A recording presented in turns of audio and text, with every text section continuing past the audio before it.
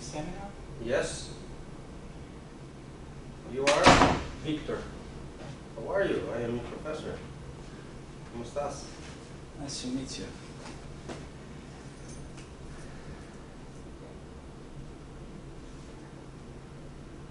Okay, I'm hoping this is... So, I'm Sal. Nice to meet you, I'm Victor. Yes. That is my father's name. Really? Yes. I was born in Texas. So, take a seat. Take a seat.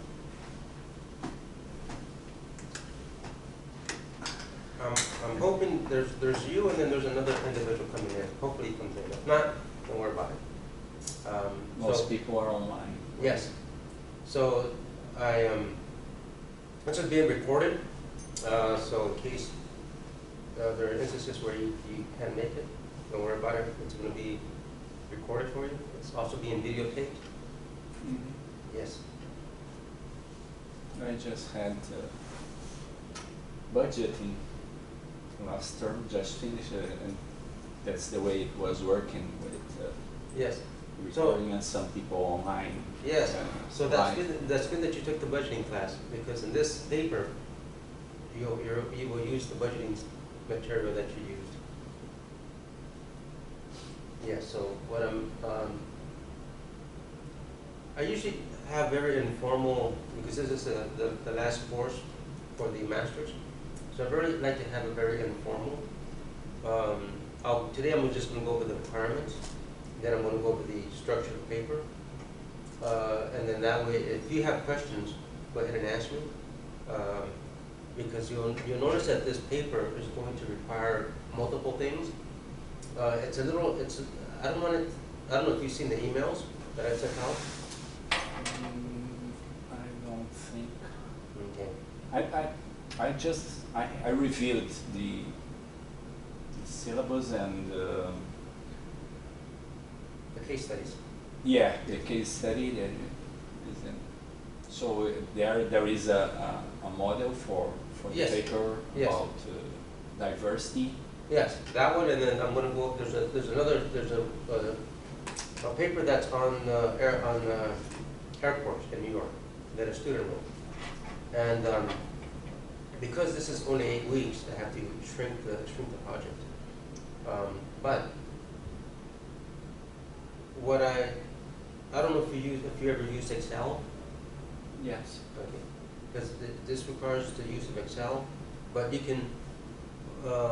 So the reason why I asked you if you saw the emails was that there are students are concerned about the size of the paper. The size of the paper. I don't necessarily care about the size of the paper.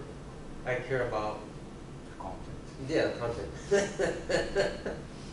Yes, and the use of data, and essentially students show me that they can. So if they took the budgeting class, they're going to use the material that they learned in the budgeting class and use it in this course. If you took the human resources course, then this requires to use human resources in terms of hiring people. What people do you need? Where do you need them? And then what is their estimated salary? And then forecast that out, right? Because you have to develop a budget. It requires that you understand at least some little bit of organizational theory. You have to develop the organizational chart. Where are the people going? Where's it going to be located? And so it's a very nice project, I think. Because we are NASPA accredited, NASPA, the organization that accredits the program, requires that, doesn't require, it recommends that students create a portfolio of all the courses they've taken, the material that, some of the significant papers that they've written. And I was talking to the chair, Professor Forgate, this morning, because he was at the NASPA meeting in Los Angeles, and he says, we should consider doing that, creating a portfolio. I said, well, it's that I don't mind, but the thing is, this paper actually helps to do that, because this paper brings a lot of material together that you should have learned into one project. And it's something that, what do you do for a living? I am an auditor in Brazil. Mm-hmm. So I work for the Brazilian capital government. Okay. Brasilia, the local government. I am an internal auditor there. And so I am on a leave while I'm here. And I'm supposed to go back in January when I'll be finished. And then I'll go back to my position. All right, so as an auditor, you essentially look at the financial structures, whether or not they're compliant with it, that sort of thing. There are occasions where, like I started in government. I started as a budget analyst, budget manager analyst in the city of Pittsburgh, Pennsylvania, with the new mayor. Mm-hmm. And as a budget analyst, I had to learn a lot of stuff. One is how to budget, but also how to do the oversight. Make sure that the departments were actually utilizing the revenue that they're allocated in the most effective and efficient way. If there was any vacancies, then we had to look at, all right, so what's this going to cost us? How's it going to reduce our salary savings that we're going to have at the end, and essentially how's it going to affect our fund balance? Mm-hmm. Because we had a lot of financial problems with the city of Pittsburgh, and so all of this knowledge I acquired on the job, because I went to the traditional university where they go by the textbooks, and the textbooks don't necessarily reflect the real world. Mm-hmm. And so one of the things that I wanted to do for this class, and for when I was at the university, was to have a course that actually helps students understand how all of this connects. Right? On the auditing side, you look at it after the fact. So as the accountants, as the revenue comes in and it's budgeted, recorded, then it's expended, and then there's organizations that then expend it, and then you go back at the end and say, okay, what are our internal controls? Are these internal controls need to be strengthened? Do new policies need to be implemented, and so forth. So you look at it after the fact as an auditor. For me, I'm looking at it from the beginning. Okay, what do we need? What programs do we need to establish? How many people do we need? And then we implement it, and then comes the auditor saying, okay, well, you need to refine the internal accounts, right? Or you need to have, other things, other mechanisms to make sure that the money is being expended the way it should be, right? And that sort of thing. So for you, this may not be, it may or may not help you in your career. For other students, it's probably maybe more useful in a sense, because some of them have started are beginning their career, and they're going to move up, up the rank, up the chain. So for them, it's they're going to struggle with it. One, because they don't, where do I get the data? How do I structure this in terms of the agency? If they're weak on budgeting, then they're going to have to improve on their budgeting skills, and if they don't know how to use Excel, then they're going to have to learn how to use Excel. So I'm trying to do multiple things in this class. Hopefully this is beneficial for you. I'm hoping that it is.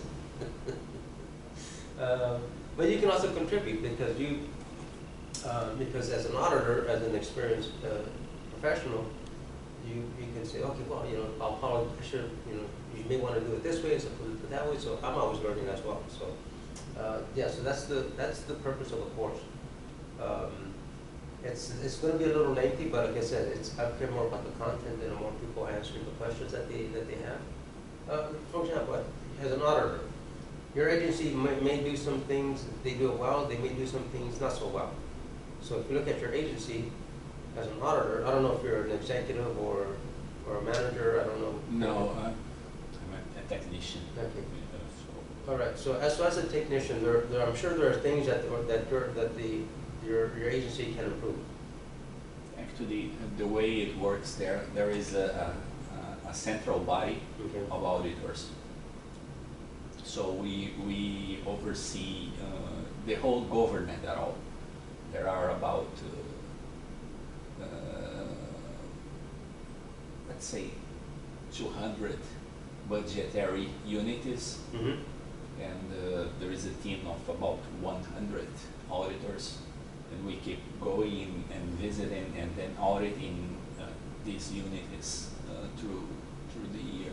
So it's very diverse, because sometimes I am on a small local government, sometimes I am on a huge agency. In Brazil, health and education is mostly government owned, so the health system is really huge and with a lot of things going on, a lot of agencies separate. So that's the, and then there is a kind of, it was supposed to be independent, but it's not in real, because the general auditor is appointed by the governor, so there's not independence at all. But that's the last instance before the Court of Accounts. So we work a lot for the Court of Accounts in a certain sense, because our reports, once they are ready and done, most of the times they go to the Court of Accounts, where they're gonna state a position and approve. Or well, so for this class, if you wanted to, you can, because if you say the auditors are supposed to be independent, I'm just making this as a suggestion. If you were to get that agency away from the governor appointment and switch it over to the Court of Accounts, then you can do that, right? So here's the structure for the Court of Accounts. What would it look like if I get my agency and put it over here to make it independent? So in terms of the course project, you can do that. That's fine. So because it would sorry. Go ahead. Yeah, I'm just that I'm not planning to bring the Brazilian reality to the projects here, Okay. because I realized in my very first course here, which was Introduction to Public Administration, I think, or Public Administration Theory. Mm-hmm. So I tried to make a project doing something like this and bringing the applying it to Yes. to the Brazilian real situation. And the point is that what I realized was that there are so many specific rules and situations, so many, that I was not able to bring and explain everything, to cover everything. And so it was hard to make people understand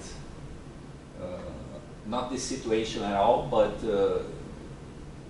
the responses or what I was proposing as solution for the case. Yes.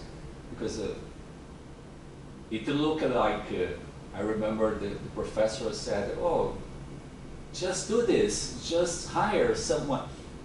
But that was not my proposed solution, because it's against the law Yes. in Brazil. No, so no. I was sure that. No, sure. I understand, but in this case, just as you mentioned, the Court of Accounts has a body of auditors. Okay. So once our job is done, which is in the internal level, they have another group of team of auditors that also do this kind of, so we do kind of the internal auditing of the government, the executive branch of the government, and then the Court of Accounts, which is accessory to the legislative branch, has another auditing team that also do this kind of work in a more kind of external auditing. So, but they use a lot of our job as the starting point, or sometimes as the finishing point of their, so they just get it and then go over it and say, okay, we found out this. Many times that was not them who I found out that was us. All right, so let me ask you this question, because in this class, you can do whatever you want, essentially. You can look at any organization you want. You can look at any organization in Brazil. It doesn't matter if it's a local or a state or agency. It doesn't matter to me. So, but if there's a if there's the if there's the opportunity to make to make a significant improvement to an organization, right, then you're free to do that. And you can take as much space as you want to include, okay, so given the regulations that we have, given this, then this is the best solution. Because for me, as a government employee, I'm not going to, if someone comes up to me and says, you know, Sal, you know, although our legislation does not permit us to do this, we can do this. Or we can do this if we get state authority, because we did this in Nassau County, New York. We cannot raise the sales tax rate unless the state does it. So we made a proposition to the state to increase, to give us authority to increase the tax rate, because that was going to help out reduce our deficit. And so once we got the approval from the state to do it, then we can do that. There's other conditions that we had to get state approval. So without the state approval, we couldn't implement anything. So we first, the executive director, county executive, and some legislators went to the Albany, which is the state capital of New York, and the state legislature went ahead and approved the proposals, and then that gave us the local authority to do what we had to do, right? Same situation may exist in Brazil. Okay, so if we were to get approval from the state, from the government, national government or state government to do this, then this is what I propose, and that's fine. You can do that. So no, I don't want to discourage you from not doing something where you're going to get the most benefit, and so it's up to you how you want to handle it. I'm open to it because I don't believe every government is the same, and I don't believe that every solution is the same, because you have different contexts, different factors that impact something. Right? So I'm not one of those professors that says, no, you can't do this, you can't, and I'm not going to recommend something because you work there. Mm-hmm. Right? So I'm open. Now it's up to you how you want to handle it. Yeah, when I started, and this is something that concerns me a little bit, is that well, when I got authorization to come, and they're paying my salary while I'm here. Okay. So the agreement is that I go back and committed to stay back working there for the same time I've been here, which is going to be 2 years and a half. And the Brazilian law expressly authorizes public employees to do this when they are on stricto sensu masters, which usually, I'm sure you are familiar with the thesis, the proposal of the thesis, and then the defense of it. Yes. So that's the way I think I was thinking that would be done. And then when I got here, I realized that that is not the way it works for this program. So anyway, the portfolio is something interesting, and probably it's gonna help me when I go back to, because also for the Brazilian regulation, I have to go with my diploma and my certificate and present it to a Brazilian university where they're gonna kind of convalidate it. Mm-hmm. Otherwise, it's not recognized. So yes, at first I was thinking of a thesis and a development of but I think it's too late now for doing something like that. Well, no. Well, in some sense, this project is like a thesis. So, because you need to find an issue, you find the issue, then you got to provide a recommendation. How are you going to solve it? And then there's a presentation at the end.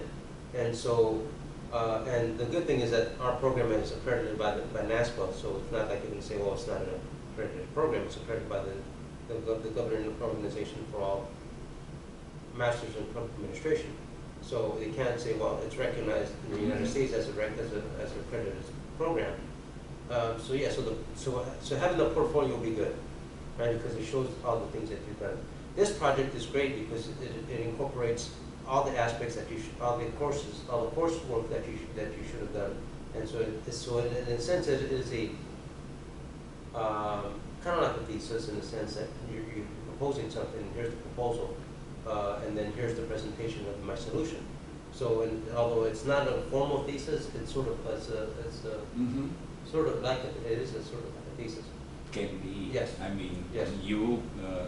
The university can kind of state or yes, yeah, or that is. Yes, because like I said, we are accredited by the National Association of Public whatever, the NASPA, and so NASPA has its criteria as to what students should learn and so forth. So you can always take that and say, okay, here's what they do. This is what the accreditation agent organization wants from the students, and here's the projects that we did for this class. And so that helps when you go back to Brazil, saying, okay, this is the accreditation requirements. Here's the coursework that I did, and here's how it fits into the accreditation program. So that also gives you more documentation. And yes, we can write a letter saying, yes, this is our accreditation body recognizes this as the end project of the program. So that's fine. So there's always, you can always get a letter, a formal letter. So that's not a problem. Yeah. When I came, I was not really, I was not so concerned about that because sometimes you have to take some risks. And yeah, but I have to manage it in the best way to reduce the chances of having a problem anyway. Maybe I'll need a lawyer. No, you don't have no. But again, so yeah, this project is very. If you've seen the student papers, in my case, they're very extensive. Mm-hmm. And so one of the students in the class, I said, this is a very lengthy project. I said, it's more than I wrote for my dissertation. I said, yes, it's more than I wrote for my dissertation. My dissertation was only about 175 pages. So this is, writing a lot. But it also, in a thesis, in a regular thesis, you have your regular, you have your statement of what you want to examine. Then you have the hypothesis. Then you get the data, and then you analyze it, and then you either support your thesis, you support either you accept or reject the hypothesis and what it means for your general research question. Exactly. Yeah. Yes. Here it's sort of embedded in there. So here's my issue. Here's my public policy issue. Here's what I'm proposing that this organization do in order to solve it. And then the implementation and so forth. So because you're solving it, right? Which is more practical as opposed to having the thesis. Absolutely. Yes, and so yeah, and so for a lot of the master's programs in public administration have gotten away from the thesis. Unless you go to a traditional university, such as University of Miami or UCLA, University of California, Los Angeles, or Stanford, or the school, then it's more thesis dissertation based. Other programs like this one tend to be more focused on practical. What does it mean in reality? What does it mean for the work, my workplace? What's it mean for what skills do I get out of it? And so it's more practitioner oriented. One point about Brazil, one of the things is that laws many times are really outdated. So this law is, I think it's from the 80s. So the world has changed a lot. Yes. But not the regulation. So yeah, that's the way it works. There are many times we deal with the regulations that are from the 60s. I'd say many times the government is 20 or 30 years behind reality. Some of my workmates say it is 100 years behind the actual present world. So anyway, Yeah, so think about what it is you want to, because a lot of students are gonna be in the same boat. Some students already, since they talk to them, already have an idea of what they want. Other students, may not be there yet, they may not really, I think they're trying to get over the shock of how long the projects are. But that's life, I mean, you can't, not everything in life is simple. If it was that case, everyone would be happy, right? Especially, Yeah. when you're in this phase of college and very focused on the papers and the grades. Yes. And I tell the students, don't worry about it, because I'm more focused on the problems and the solution and how you're going to solve it. I'm more interested in how I'm one of those professors that looks at, that assesses the ability of a student to identify a problem and the solution to the problem. And then some students may write, less than there, and that's fine. But it is very concise and it's very, very specific. Some students may take a little more pages in order to do that, but then that's fine too, because it depends. It's every organization, every as you know, every problem is different. Some problems are more complex, and so they require more space. Some problems may be very, very specific and very few factors that affect it, and so the solution will be fairly simple. Mm-hmm. And so for me, I'm aware of multiple situations, because I've been in those situations where problems are very simple, some problems are more complex, and it involves multiple agencies. And so if it involves multiple agencies, that means that I have to look at the different factors that impact the problem coming from the different agencies, and then how am I going to integrate this solution that affects multiple agencies. And so that requires more thought, more explanation, more analysis, and the solution needs to be not that it has to be perfect, but it has to be so that it doesn't mess everything up. Right? Because you don't want to propose a solution that's going to make the problem worse. Mm-hmm. And so I'm very aware of that. So in your case, it's up to you how you want to address it. What problems do you want to focus on? Do you have can you get the data to do it? Do you have and that's the thing. So let me go to this thing here, the checklist.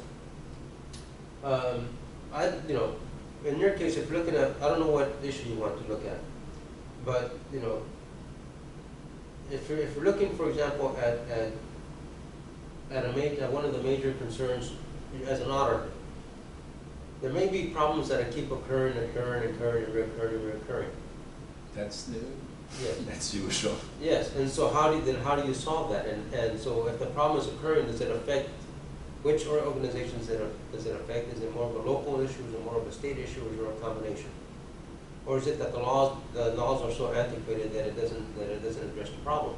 So that's the sort of data that you need to collect if you're going to do something that's related to your work, right? So the introduction part, chapter 1, requires that you analyze the problem, right? So how many organizations does it affect? If you're talking about a fiscal problem, right? Does it affect the local local agencies more than it does the state agency? Is it a local problem? If it's a local problem, does it have to do with the legislation, antiquated laws, or does it have to do with policies that were implemented? So how many policies, which policies are going to be affected, which need to be revised, and so forth. So if you look at it, there's something that drives that, right? If I'm looking at an issue here in the States, I may have to get a bunch of demographic data. So how many people does it affect? Does it affect men, or does it affect women? Does it affect men of a certain age, or does it affect women of a certain age?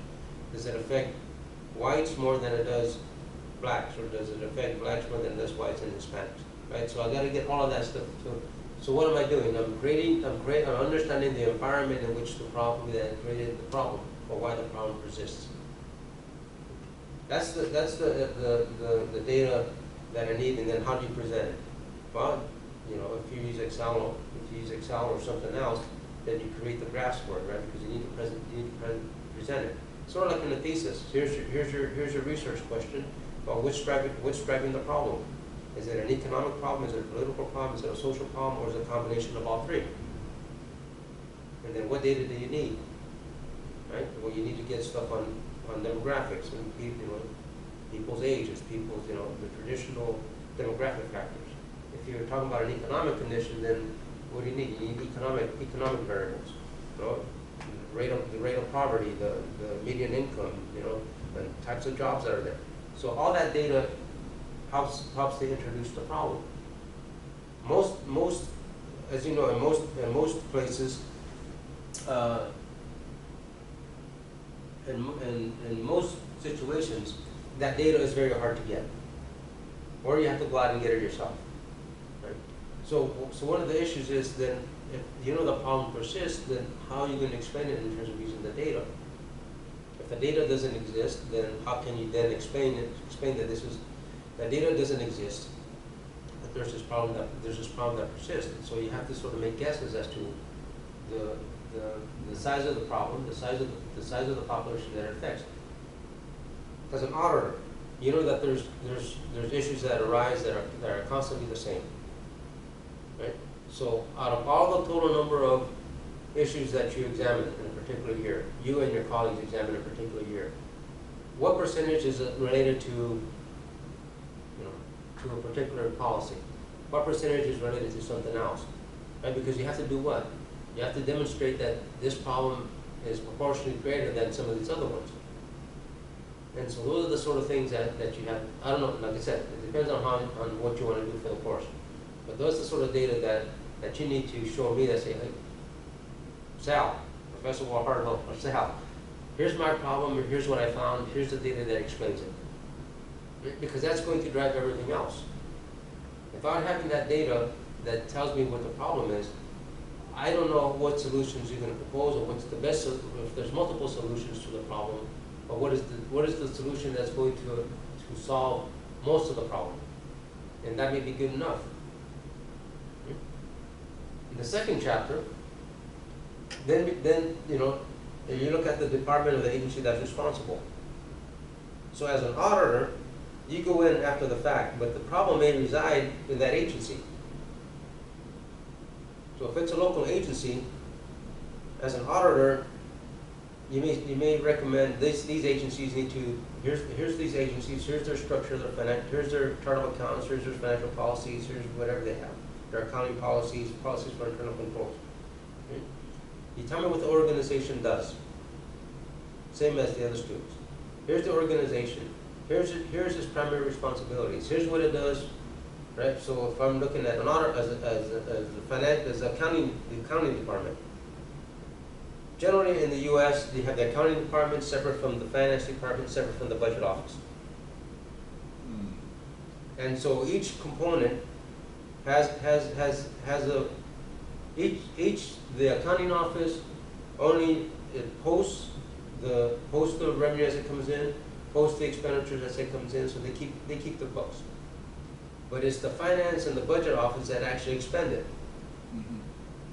So the problem may not necessarily be with the accounting. It may be in the finance or in the budgeting office. Or if you have people that aren't sophisticated enough in terms of understanding the budget rules or the finance rules, they're the ones that are actually saying, take money from this account, put it in this account. Take money from that account, put it in this account. Make program changes to that program, make changes to that program, use this money. Well, if they don't understand that money is restricted, then what are you doing? Then you're using resources that you should be using for something else. So it's not necessarily an accounting problem. Well, it is in a sense because the budget office is doing it, but it's a problem of a policy of the individuals that understand the problem. So then the question becomes, how many of those errors actually occur, and how can you solve it? Right? So that's the second chapter. Understanding what the organization does, what's the mission of the organization, what data can you get for it. If you look at the organizational structure, right, go back to theory, understanding organizational theory, then is this the best configuration of the finance function that we want? Right? And so the other thing is, let's say you're looking at a state and local agency. At the auditing and the accounting function are together. Well, in some cases, you may want to separate those. You want the audit function away from the accounting function. Why? Because there may be a conflict of interest. So if you have the auditors, remove the auditors and create an auditing division, then you're making it independent, and you're making sure that what? That both the accountants and the finance and the budget office are doing everything the way they should be doing. Okay? So that may be a solution. So for this project, you may look at an agency that has both of those, the auditing and accounting function together, and you may propose, let's separate them, so we give the auditors the authority that they need to do what? More effective auditing in terms of the functions and in terms of understanding what's going on. So that's why, so chapter 2, having the landscape of the organization, what is it organized, right? Or it could be that the agency doesn't have an auditing function and it relies on external auditors. Or maybe you may propose they should have their own auditing division, and then we come in and make sure we verify. That's what's done in the U.S. Governments have their internal auditors, and then they contract with auditing firms to come in and validate the work. I don't know if that works in the Brazilian case or not, but here they have external auditors. Pete Malrick, some other organizations come in, private organizations come in, and then they. So Rice, Rice, and yeah, independent. Yeah.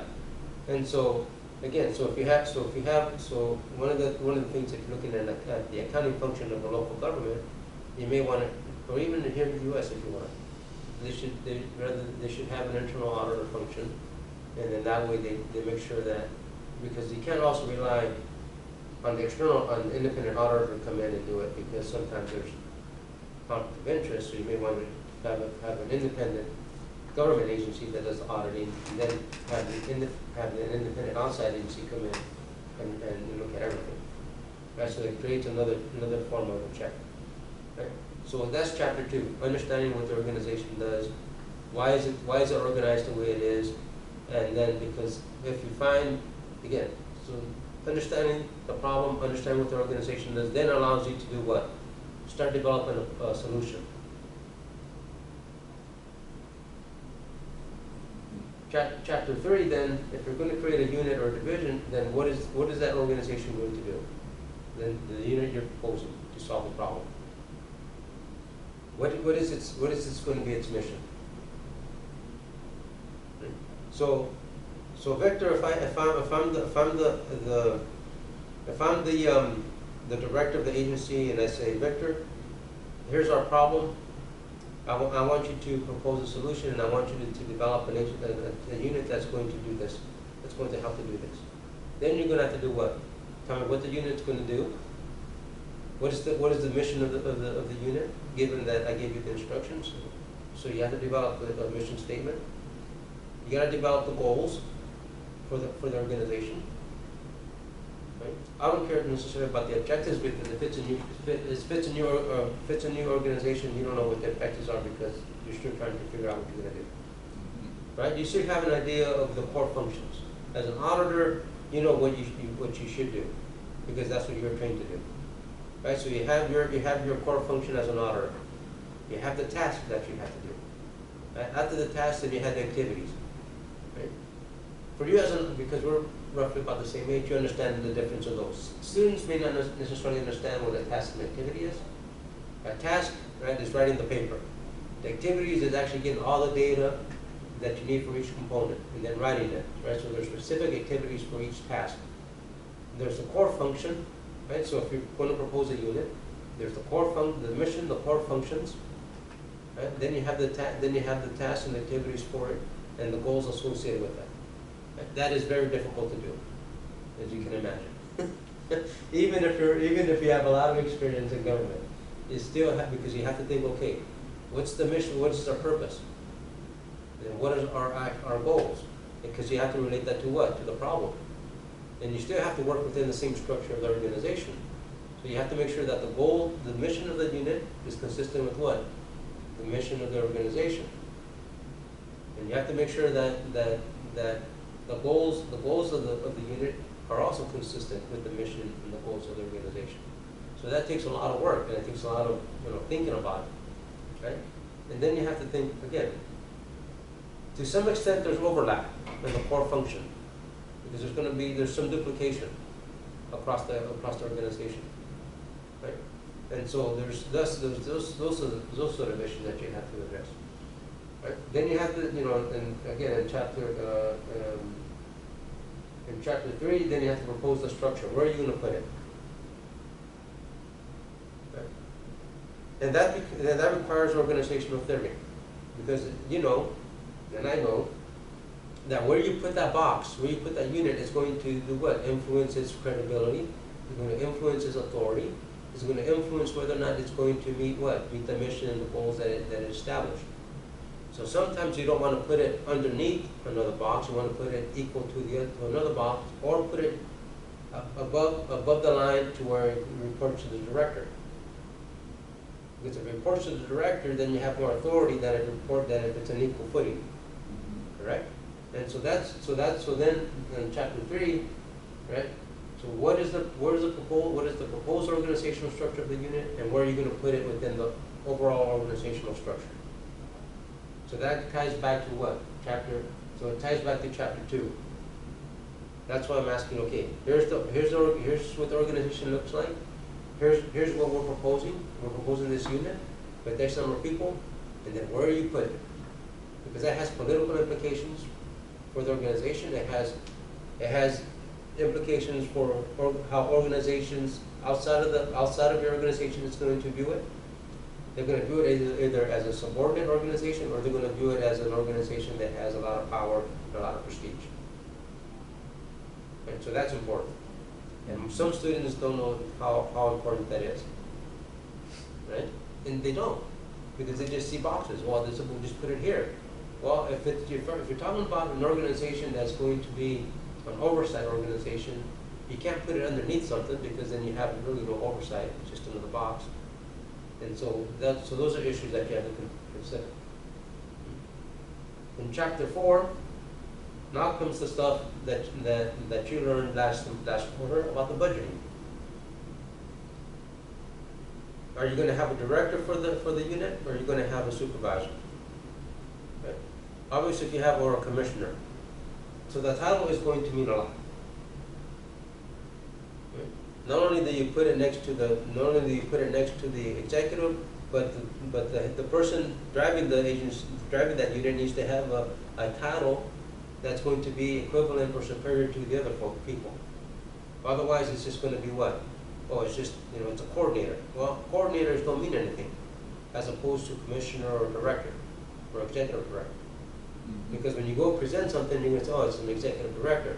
It's not a manager. That means a lot, right? It does. It means a lot.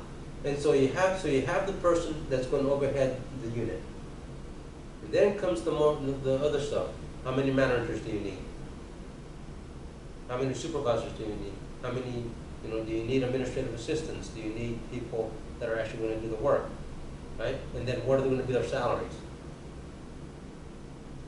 So how are you going to structure the salaries and the positions? Because remember, you also have to be consistent with what? With your organization. Are those titles similar to other positions in the organization, or are they different? If they're going to be different, then here in the U.S. there's titles that are civil service, titles that are at will, and then there's some that are union based. I don't know what it's like in Brazil, but here you have different types of positions. I prefer positions that are not tied to civil service, or tied to union and stuff like that. And the reason for that is it's just a lot easier to manage. Because if it's a similar title to another title, then you have to go through all that stuff of meeting civil service regulations, getting the testing, getting all the other stuff that you need, and it takes a long time. Because you have a lot of things that you have to go through. So when you create the new unit, then you have to think about that. Are these going to be civil service? Are they going to be collective bargaining positions? Are they going to be similar to other positions? Or are these totally new positions? Right? And those are decisions as a manager you have to make. Not only is it just do we have, the title of the executive, what positions, what new positions do we have, or we're gonna use existing positions that exist in the organization, right? And sometimes you may wanna have positions that are brand new.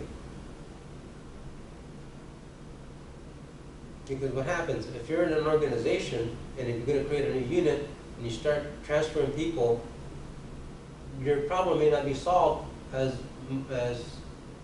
effectively as you want, because people are gonna bring their culture and everything else to the new unit. And so, how do you want to staff the unit? New positions or existing positions, transferring people. Right? But the overall thing is executive, managers, administrative assistants. What type of positions? You have their salary, and then you have benefits. Most people don't like to include the benefits, but the true cost of the position, base salary plus the benefits. So you have to consider all of that. That's the basis for the budget. That's what chapter is that? Chapter 4. Chapter 4, all the staff requirements. How many people do you need? I prefer to have as many people as I possibly want that to solve the problem, because I don't want to have a small little agency, because it's going to be, as you know, it's going to be a lot harder to get more people coming in as you go on.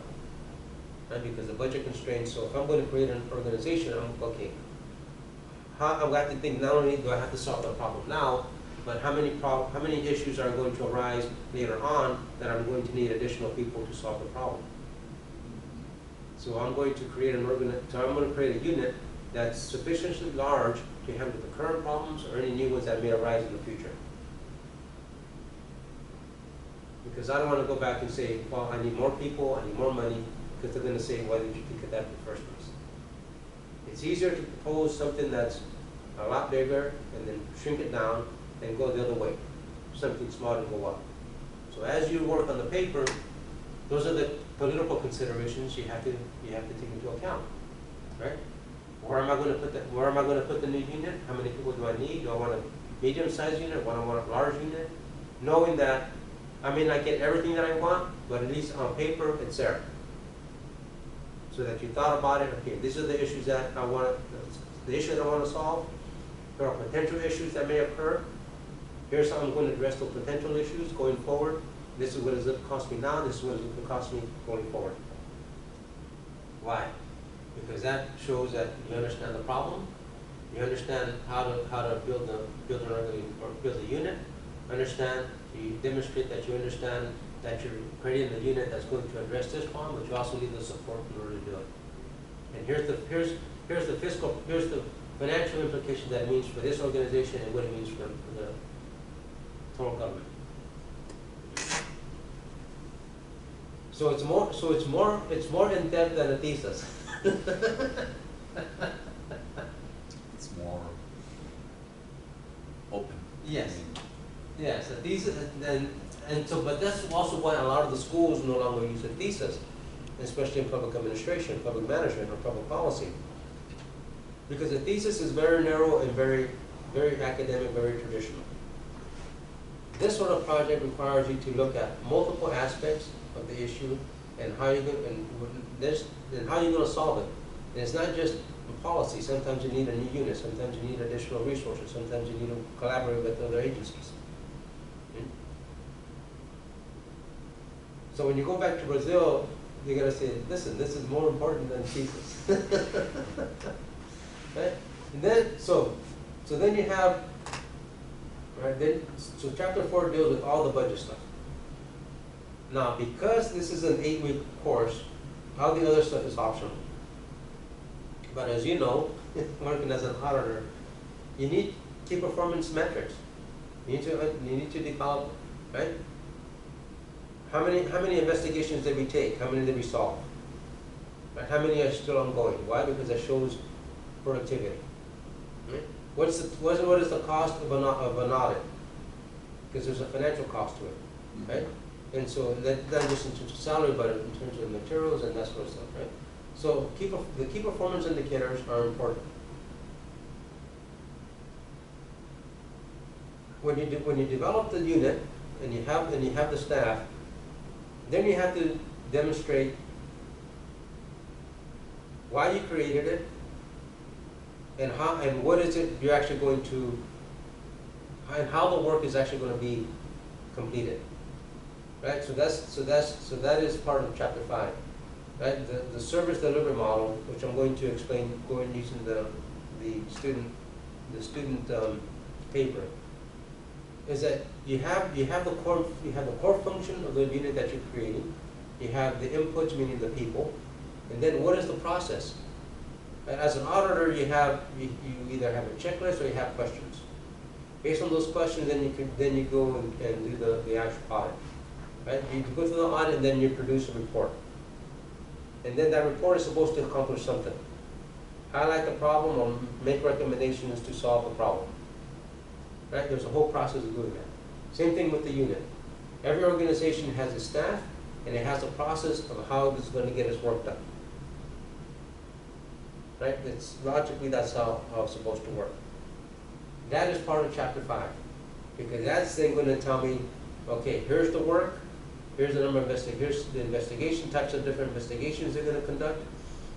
When you start creating the key performance indicators, you're going to say what? Here's the total number of investigations conducted. 75% were associated with this type of investigation, 25% associated with this type of investigation. Out of the 75 that we conducted, 50% of those were completed. 10 of those led to a conviction, right? 5% led to reforms. Those are key. Those are very important key indicators. Then you have, right, if you want to get into the cost of whatever it is, that's fine, right? So that also ties what? All those key performance indicators tie back to the mission of the unit, tie back to the mission of the organization. That's the way it's supposed to work. If it actually works that way, probably not, but at least that's the way it's supposed to work. So when I created this project for the students at the other university, I was thinking, okay, this as a manager, this is what you have to do. As you're moving up, you're going to be required to not just manage your people, but you have problems, and how are you going to solve them given that you have the structure? And what does that actually mean in terms of performance, and what does that mean in terms of revising the mission of the organization? You need to expand the mission, you need to shrink the mission. What does it mean for the goals and objectives? Right? So when you have a new unit, same thing. You have a new unit that's all supposed to tie back to the big organization, and then what's it mean for its actual performance with the whole organization. In chapter 6, which is optional, right, comes the program assessment. So you develop the new unit. Right? You develop the mission of the unit, you develop the goals of the unit, you have the staff, you have the budgets, you have their actual performance, what they actually accomplished. Then you have to assess whether or not the unit is functioning the way you created it. Because what happens in most organizations, you create something, they all start developing their own culture. They have the policies, but then they have the practices. How things get done, right? You have the policy, but the policy only gives you general guidance, but then comes the actual work.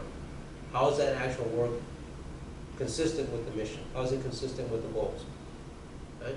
As you know, you have directors, you have managers, and somewhere along the line something happens and things aren't implemented the way they were supposed to be implemented. Something changes. Why did it change? Right? Political reasons. Yeah, the multiple reasons, right? Constraints, budget exactly, constraints. Yes. Something changes in the environment. Yes. Yeah, so you have those. So that is going to affect the organization in terms of its performance. So then you have to evaluate, okay, what happened? And then what can we do? If it's an external issue, then you really don't have much control. Right? But if it's an internal issue, you do. Right? What decisions were made? Were those correct decisions? If they were not the correct decisions, then why was that decision made? Was it a purely political decision, or was it had to do with constraints? Right? Financial constraints or time constraints, something like that. So there's an assessment of the new unit as it's implemented. Right? We didn't get the staff that we wanted because there was a delay in our human resources recruitment. Right, the quality of the applicants wasn't what we wanted. Right, so that meant that we didn't hire as many people as we wanted. That also meant that we didn't conduct as many investigations as we wanted. Right, so that goes back into, okay, this is what happened, and so you address that. At least there needs to be a mechanism to do the assessment. In Chapter 7 then comes the implementation. How are we going to implement this? Are we going to implement this, over a period, over the next year? Are we going to implement it? Are we going to phase it in? We're going to create the unit, and then we're going to hire the staff. Are we going to hire the executive, then hire the staff, or we're going to do this all together, or sequentially? So there's a way of implementing that needs to be taken into account. So that's the structure of the paper. All of that requires data. Right? Some data you're going to get, some data you're going to have to guess. Other things you just may have to say, okay, if we had the data, this is what we expect to have. For the other chapters, you may say, well, since this is a proposed unit, here's what we think. Here's what I'm thinking in terms of performance measures, key performance indicators. These are the things that how we're going to measure our success, how we're going to measure our effectiveness, how we're going to measure our efficiency. Here's how we're going to measure our quality of service. Well, at least one of the things that happens in most organizations, the last thing they think about is how do you measure things. Especially in the public service. Yes. Yes. Yeah, and so for me, I'd rather have somebody already thinking about that. If they're going to propose something, they're already thinking about it. Why? Because that means that they need to collect the data in order to measure that. You can't decide, oh, I'm going to measure this, and then you have no data. So as you roll it out, there should be a baseline of how it is that you want to do it. Mm-hmm. And so again, as a former public manager and executive, one of the things that I always found very difficult to do was to actually have data that allows me to assess how well the organization works, because no one thought of collecting that data. And it should have been collected for years and years and years. And as you know, in the public sector, very few people consider that. In the private sector, that's always there, because you have to. What was your profit margin? Was the marketing plan effective? Was it efficient? Right? What does it mean for the stockholders? What does it mean for dividends? What does it mean for the staff? Right? What does it mean for the business? It's more straightforward. Yes. It's direct. It's about money and results, financial results. It's easy to measure it. In the public sector, it's more complex. Yes. Because it's not clear what you're pursuing at all. I mean, public good, what is public good, and so something that might be good for someone or some groups might be not so good for someone else who is also paying for the taxes and the costs for that. Yes. So what is public good is a key point on. Yes, and the other thing is that most government agencies don't really understand what the mission is. Yes. And so that further complicates the issue. And so so for me, as a former government employee, government executive, I always I put big emphasis on understanding the mission. What is it our mission supposed to be? What are supposed to be our goals? Right? And then what it is that we're supposed to accomplish. And how are we going to measure it? Because that's essentially what you need to right? Even if you're accomplishing the public good, there should be some measure of what it is the public good is. And the police department is simple, right? More straightforward. A reduction in robberies, a reduction in homicides, right? A reduction in certain types of crimes. Right? You know how much, basically what that costs, how many police officers we have, and how many police officers are equipped to solve crime, right? For there, it's very more straightforward. In the fire department, same thing, right? How many home inspections did we have? How many fires did we respond to? How long did it take us to respond to the fire, right? What was the property damage? And that is very straightforward. In some other places, it's like it's education, right? What does it mean to educate a child? And so then it becomes more more complex, right? Because how do you measure whether someone has the capacity to conceptualize and to conceptualize and to frame the problem, to analyze it. It's easy to assess whether or not they have the ability to write, right? But then again, what does it mean to be an effective writer? And so for those sort of things, it becomes more difficult, right? And the auditing some things are very easy to count. Number of audits conducted, right? Number of audits, number of cases that were referred to the court of accounts, right? How many were referred, how many were convicted, whatever, right? Those sort of things are fairly easy to count. But those may not be very meaningful. Yes. Right? But again, so in chapter 5 it's that. In chapter 6 is then comes the implementation. How are you going to implement it? Right? How long is it going to take you to get the unit up and running? Right? And so that is the structure. That's this whole structure of the paper. The first 4 chapters are required. The next 3, whatever, are optional. Right? Now, what I would like to see is a report with all of the sections. That's my ideal world, right? To have everything done. But it's only 8 weeks, and it's difficult. But the thing is, I have the report in Word, so you can use the document. As an auditor in Brazil, you have the report. You create reports. You write the reports. Those reports are based on other reports, meaning that there's a structure, right? You have an existing report. You change the date. You change the whatever it is, but the structure is all basically the same.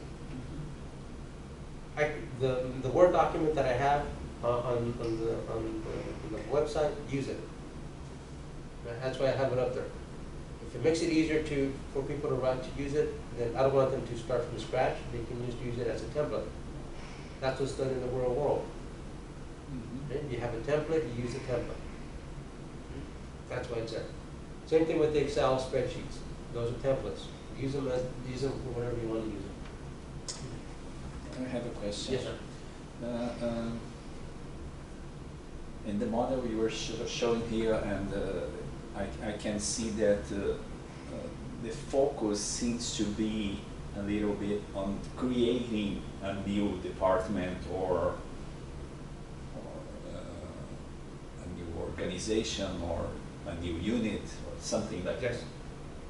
Does it has to be related as creating a new unit, or can I go to another path and propose something different? I mean, touch your problem and then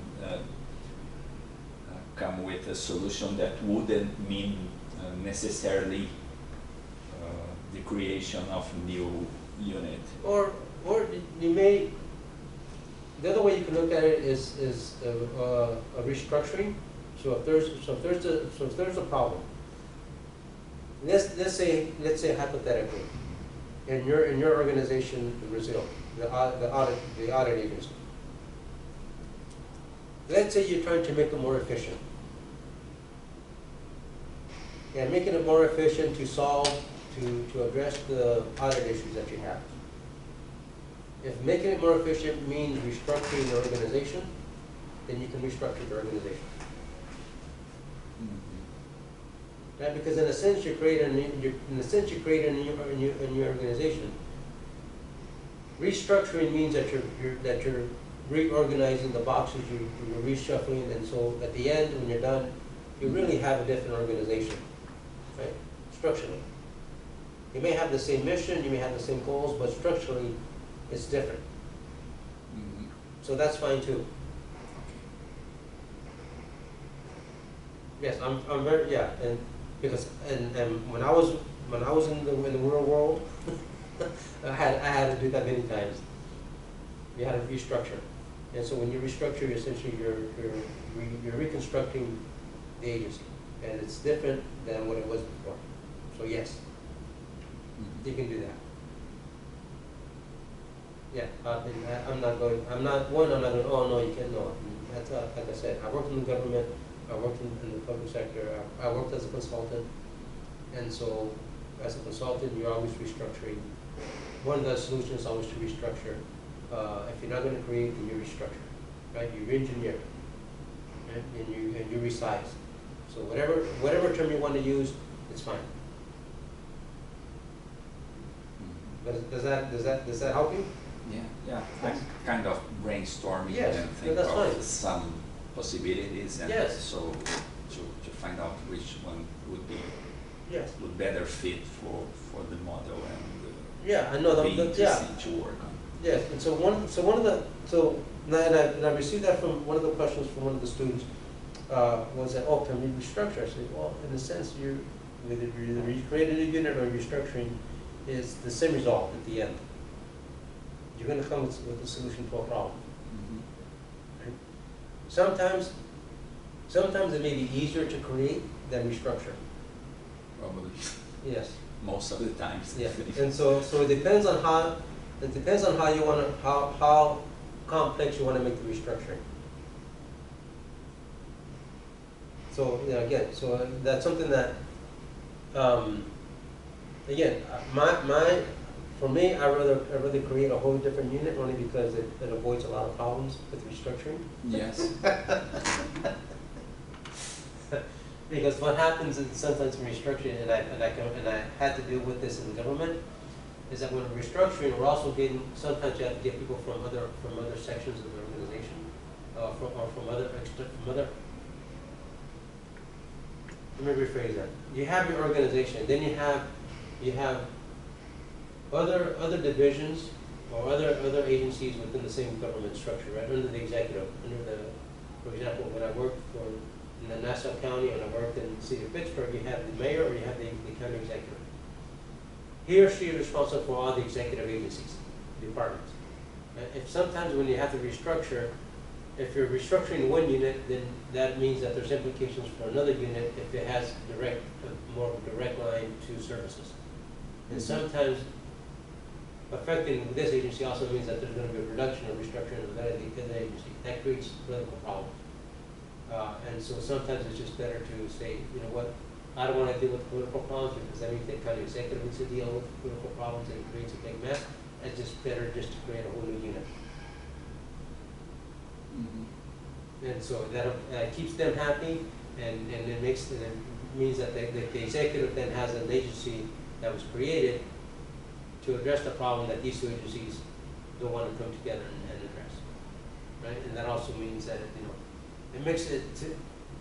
In terms of the media, it's easier for the county executives that are creating this to solve this problem, and it's more easy to have a political consideration as opposed to having news articles saying these two, there's dissension within the administration, and these agencies are having problems, and so and it's easier to avoid the negative stuff to say a whole new agency was created.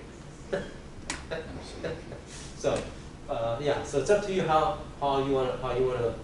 If you're brainstorming, then what is going to be the easiest way for you to answer the problem, to address the issue?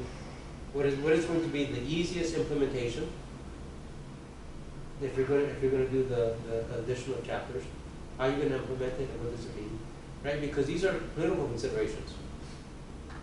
Not only are they political considerations, they also have financial considerations.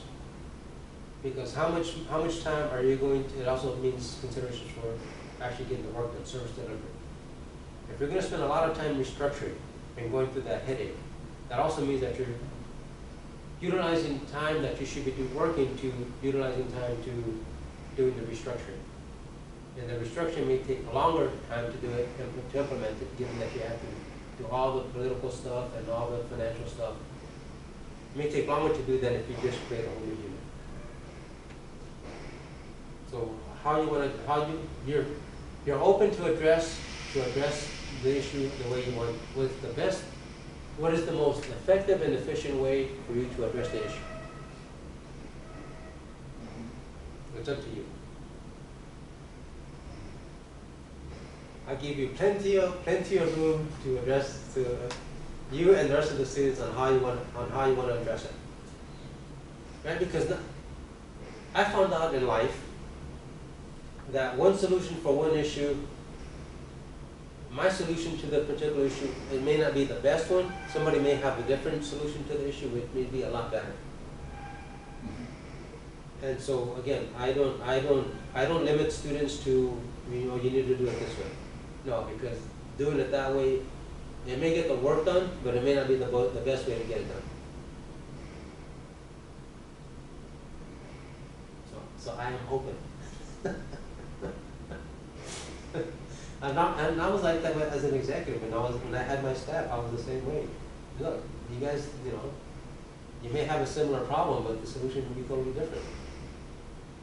And I have to look at everything as to what is the most wise. My first name is Solomon, so I try to be as wise as I possibly can. So I said, what is the best way that I can solve this problem without causing too many political problems, and without causing too many financial problems? Still going to get the work done. It may take a little longer, but it's going to save me a lot more time later on. Okay, this thing here. This addresses. Then I'm going to go through one of the report. The reason why I have this here. This is the way I'm going to score the project. I don't know if it's clear. I have to make a better copy.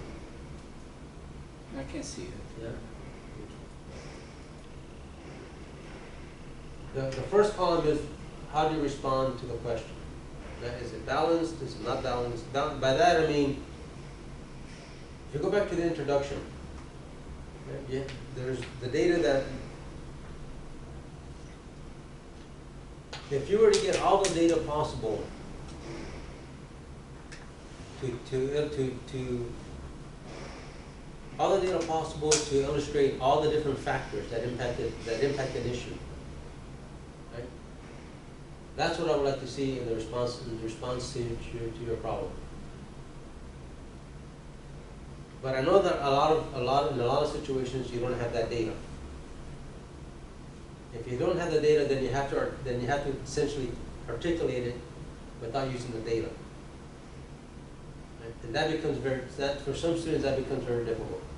So that's why I put a lot of emphasis on data. If you have the data, fine. It makes it easier to illustrate the problem. If there's a lack of data, then you have to then spend a lot of time explaining it. And so how well you explain it is going to impact all the rest of the report, but it's also going to impact the rest of the things. Right? There's a 10 if it's well balanced, well articulated, you get a 10.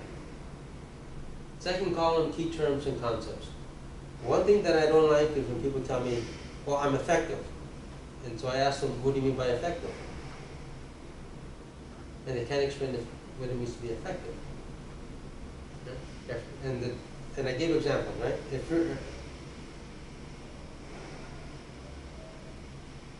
If I'm a police officer, and I'm saying I'm an effective police officer, that means that if I have a total number of cases that I got for a particular week, right? That's not being effective. Effective is how many of those cases were actually good. Right? How many convictions did all those arrests actually lead? Was it 50%, 75%, 80%, 100%? If I only get 34% of all my cases, of all the arrests that were convicted, that's not good. Because that means I arrested people which I shouldn't have not arrested. Right? So when someone says effective, I want them to define what it means to be effective. Right? It also goes to the key performance indicators, right? If you have effectiveness as a measure, then is 80% being effective, or is it 85% being effective? Or in some cases, it may be 65% that's being very effective. So it depends on the context. So, but you got to define what that means. What does it mean to be effective in this context? What does it mean to be efficient? Right? What does it mean? What does it mean to provide quality service? So all of those terms need to be defined somewhere. If not in a footnote, then within the structure of the paper. Everyone should get a 15 for organization, because they have the template of how the paper should be organized. Victor, I am not lying. I had students that could not follow a simple outline of a structure of a paper. For some reason, they decided to do whatever they wanted to do. I'm very flexible, but but I have a structure of the paper, and I structure it a particular way. Right? As you know, in working in government, an audit report has a structure. Right? What was the methodology? Why was the audit conducted? Okay. Then you have a section as to what were the key questions, the methodology. How did you actually conduct it? What data did you conduct? Right? And then you have the findings. What were the findings? What are the conclusions? And then what are the recommendations? Right. So basically, generally, right. So there's a structure. There's a reason why there's a structure.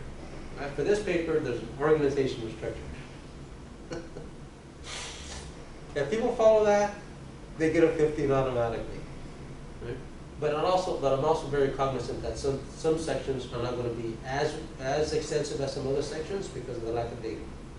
So I understand that. But the organization structure should be the same. Then comes the part of argumentation. You have to argue what it is that you're going to solve and how you're going to solve it. Right? Why is it an issue? The introduction. Why is it an issue? That requires what? All the data, all the other stuff that to say, you know, this is an issue. This is a real issue that leads to a number of abuses. Not only does it lead to abuses, it means to not having very good accountability. That means that there's in the auditing that leads to the misuse of financial resources. That leads to fraud. If this isn't, then you have financial fraud. Right? There's a reason why this problem needs to be solved. A lot of people don't know how to make that argument. We need to solve this problem because this has this outcome. This outcome is more important than some of this other stuff, right? So this outcome means that over the long run, we're going to address not just this problem, but additional problems that may arise because of this particular problem that still exists. And so you have to make the argument as to why do we need to restructure? Because if you don't restructure, then all these issues that are not being effectively addressed will never be addressed. If we restructure, that means we're going to address 75% of these types of issues, which is going to make us more effective in terms that it's going to mean that we're going to be more productive in terms of meeting our goals.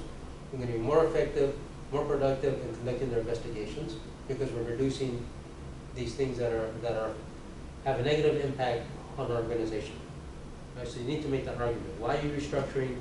Why is that restructuring actually help accomplish the mission? And then what does that mean in terms of the actual work? And then what does it mean in terms of solving the financial fraud that's occurring? What does that mean for addressing the misuse of financial resources? What does that mean in terms of the errors, in terms of reporting, posting expenditures, or whatever it is? Right? There's an argument for that. References, I don't particularly care. In this report, there aren't going to be too many references unless you're going to reference government documents. One of the students, I'm not lying, one of the students, I was talking to one of the students and he said, "Professor," I said, "Yes." He goes, "You don't have references. Why don't you have references?" And so I was very honest. I forgot. I cannot put, if I forget, or if I've forgotten, I cannot punish my students for committing that error. I have to be flexible with that. If I do something, then I cannot punish somebody else if I did it. It's like I can't do that. So try to have references if you have references. If you don't, you know what? I'm not going to take that many points off of All right. 15 is very important. Because if you're going to use this report as a portfolio, or if you're going to use it for something else, it has to be very well written. As a professor, not only just a professor, as a person, reading a report, I like to see reports that use the best language possible that one possibly can use. Here in the U.S., some of the young students use a lot of slang. Slang meaning words that are from the street. You don't write those things in a report. You don't write them in something that's formal, right? So if it's a government report, you don't write that sort of stuff. Unless it's that term is being used to illustrate something. Right? But generally, you don't. So these are very good paragraph structure, good vocabulary, good sentences. I put a lot of emphasis on that because I want to read something that's very well written, very well argued, and so I try to. I'm not a perfectionist, but I try to make sure that what I write is well written, so that when someone reads it, they understand what is being written, and it's not a lot of street talk in there that shouldn't be in there. And so, if you look at 15 is important. If you look at so for me, the first column is important. The second column is important. The third column is important. The last column is very important. In between argument and references, I have a lot of flexibility for that. But those are the So this is what's going to be used to evaluate each chapter. So each chapter stands on its own. So each chapter is being evaluated on its own. But overall, creates a report. All right. Now I'll illustrate the student paper. This is a student paper. And this was written for me. This is a student that one of my former students at New York. So he examined 3 airports: John F. Kennedy International, which is a major airport in New York City; LaGuardia, which is also another major airport; and then Newark, which is in New Jersey. And so the Port Authority, I don't know how many authorities you have. I don't know. Here in the U.S., there's the federal government, which is responsible for certain things. Then you have the state governments, you have county governments, and you have local governments. But then within that structure, you also have agencies that are created for a specific purpose, special districts. I don't know if you have special districts in Brazil. It's a little bit different in the organization. Yes, so the Port Authority is a special district created by New York and New Jersey to oversee the 3 airports: John F. Kennedy, known as JFK; LaGuardia, which is known as LaGuardia, and then Newark Liberty International, whatever it's called. So there's also, for example, the 3 letters are MTA, Metropolitan Transit Authority. I think that's the formal name, which oversees the subway systems in New York. New York, and also some of the one of the train lines that goes from New York to Connecticut and so forth. Metro North. It's called Metro North. So that MTA has the tunnels and bridges. Also has the subway systems, the different the Long Island Railroad, the New York subway system, Metro North, and then there's 2 other components of that agency. And so that agency, then the reason why I'm saying that is that my former student, looked at the Port Authority, understanding these three agencies. Three airports they work in they are independent because they're different airlines and stuff, so they're independent, but the Port Authority has oversight of the inspections and all the other stuff. So what he did was that he looked at the yes. Can you just Oh, bring yes. it a little, better? So Yeah. Yeah. Yeah. I'm also recording it, so I want to make sure that it has. Yes. So he looked at this agency, the Port Authority, and so he looked at the investigations that are being conducted, safety investigations, that sort of thing. And so he noticed that the Port Authority did not have that function, was not really being carried out as it should be. So what the student did was that the student then created the Office of Regulation and Certification to go ahead and look at how the investigations were actually being conducted. And so when he did that, then he created the structure, the number of people that were needed, who was going to be in there, the number of managers and everything else, everything.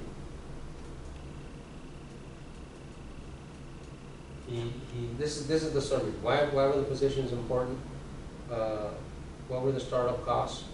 What were the anticipated number of evaluations, and how he proposed that they would be carried out?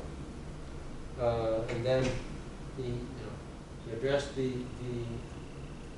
what were the issues that would be associated with the creation of the office, and that's just the memo, right?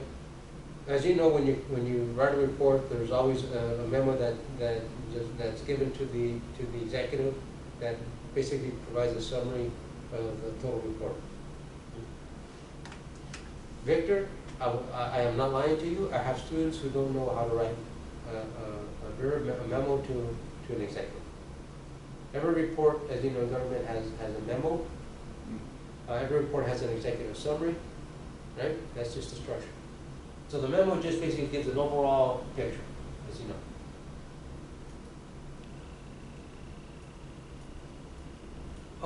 By the way, I wanted let me just say for you and for the students that are listening to the video and are going to listen to the audio and view the video.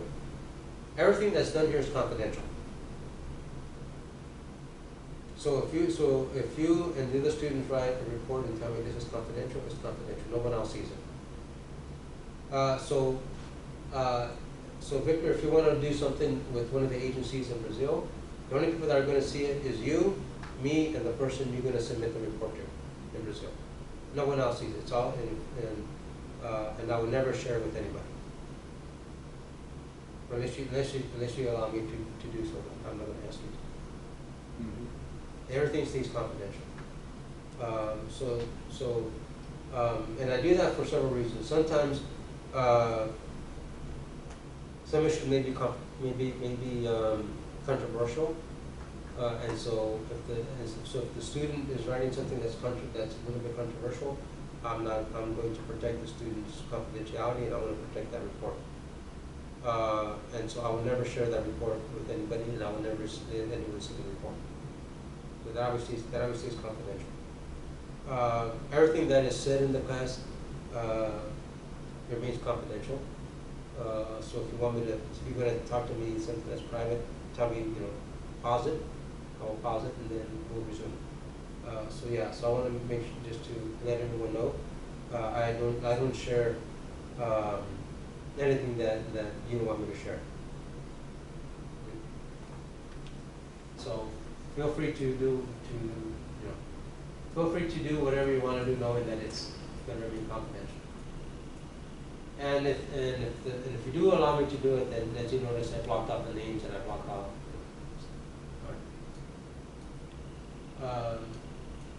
The table of contents is the table of contents. Chapter 1, chapter whatever chapters there are. The appendices. Yes, appendices. If you're going to propose positions, new positions, and you don't know, and you don't have the position descriptions. I don't know if you're familiar with Indeed.com, Monster. There are other sites that people use here in the U.S. to look for jobs. If you go to those sites, Indeed.com, Monster.com, if you go to if you're looking at education, there's the Chronicle of Education, there's the Higher Ed. They have positions, hundreds and thousands of positions. You're free to use one of those positions and for the project, because they're going to have all the responsibilities and everything else. So those positions already exist. All you're going to do is just borrow the template and say, if we're going to create these positions, this is going to be the title, and this is what they're going to do. So that way you don't have to do it from scratch, from scratch meaning from nothing. So if the position exists somewhere, then use that position. You can always find the salary range, because there's a salary range for those positions too. Glassdoor, for example, has a salary range. So you know what is the minimum, and you know what the highest level of the pay is. So you can use that range for your reports, and that's fine. And that's part of the appendix. You can also put it into the report itself or as an appendix. For job descriptions for managers, supervisors, executives, any position that you want, it's available. It's open because they're posted. All you need to do is just copy and paste. I'm fine with that. Yeah, so everything that you need is in the report. I'm just going over the structure. There's a list of tables and figures.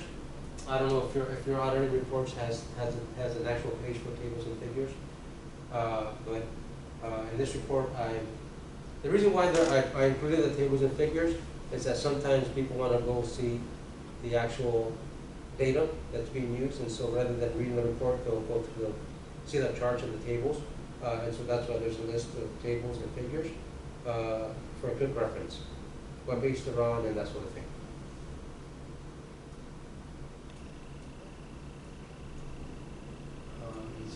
So yeah, I'm just doing this very fast. Okay. This is the executive summary.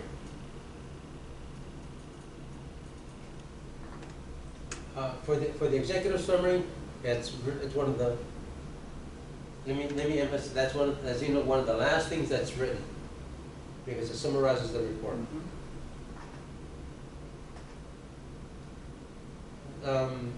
Are you the primary report writer when you're on projects, or are you contribute to the reports? Well, most of the time I do write. Many times I write the full report. Okay. All right.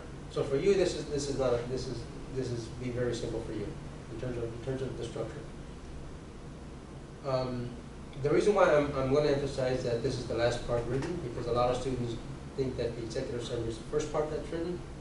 No, that's the last part that's written. That's the last part that's written because it summarizes all the report. Now, in terms of a strategy for the students who never written reports, you may want to write the executive summary as you complete the other sections, so that we don't go back and try to restructure everything. So in terms of a strategy for those students who've never written a report, I recommend that you write the executive summary as you complete the other sections, and then go back at the end and then revise the executive summary. Rather than, I work both ways. I can write the whole report and then go back and write the executive summary. Sometimes what I do is I write the executive summary as I complete the sections. That way it gives me sometimes it's just a lot easier for me to do that. Sometimes it depends on the project and depends on what's being completed. For the students, whenever written reports, some sections of the project will be written before other sections. So if that's the case, then write the executive summary, then you write the sections that you've written first, and then put in the executive summary, and then go back and fill out the rest as you write the report. So there's many ways of writing the report. It depends on what gets done first, and how, and where, some people are comfortable writing the whole report, then the executive summary. Other folks are comfortable writing the executive summary as you write the report. Other folks write some sections before and then put that in the executive summary and then fill in the rest. So there's multiple ways of doing this. It's whatever which way is the most easiest for you. And that's for my students who've never written extensive reports. Yeah, so the executive summary has the same sections as the report, but they're condensed. And so it just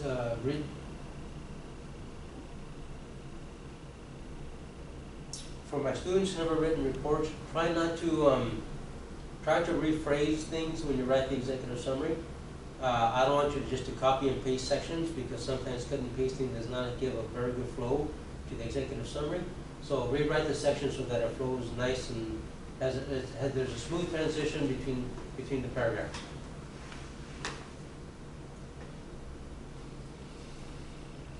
So I'm just going through this very fast. Just give me the highlights of what's important. And so if you look at like for example here, section B, program structure and mission. The mission of the organization is important, so that should be in the executive summary. The number of positions that are being proposed is important, so put that in the executive summary. A summary of the budgets. A summary of the major functions. So here's the core functions. The reason for that is that it gives the reader a very good sense, it gives them a sense of what it is that you want to do, how you're going to do it, and how much it's going to cost, and how you're going to implement it if you're going to write that section. Again, so you have the program, the positions, how many positions, what are their titles, how many are there going to be, and then the next section is actually well, here we have the program benchmarks, which are optional for you guys. But if you look at it, the executive summary has all the major sections of the report. Then comes the actual report.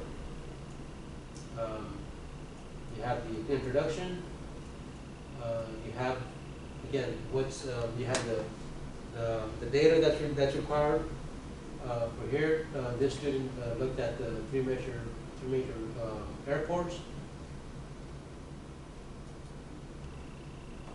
You don't have to do in color, but he did it in color. But when you print it, it prints back to white unless you have color. Unless you have a color printer. So he has the three airports. It has the year. It has the number of passengers. The percentage of distribution from 2011, 2008, excuse me, 2011. He did the graphs. These are all in Excel. And that shows, it shows the number of passengers per airport, whether it's increasing, decreasing, or staying the same. And you notice that the utilization for the airports is essentially stable for all of the airports. Right. Here's the most important part of the report is the number of inspections. The number of inspections that are included. And then let me make this bigger so that you can see the.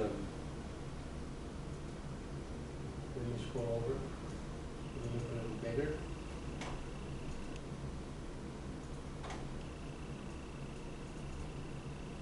So here he has on the left column the airports. He has the number of inspections, FAA inspections.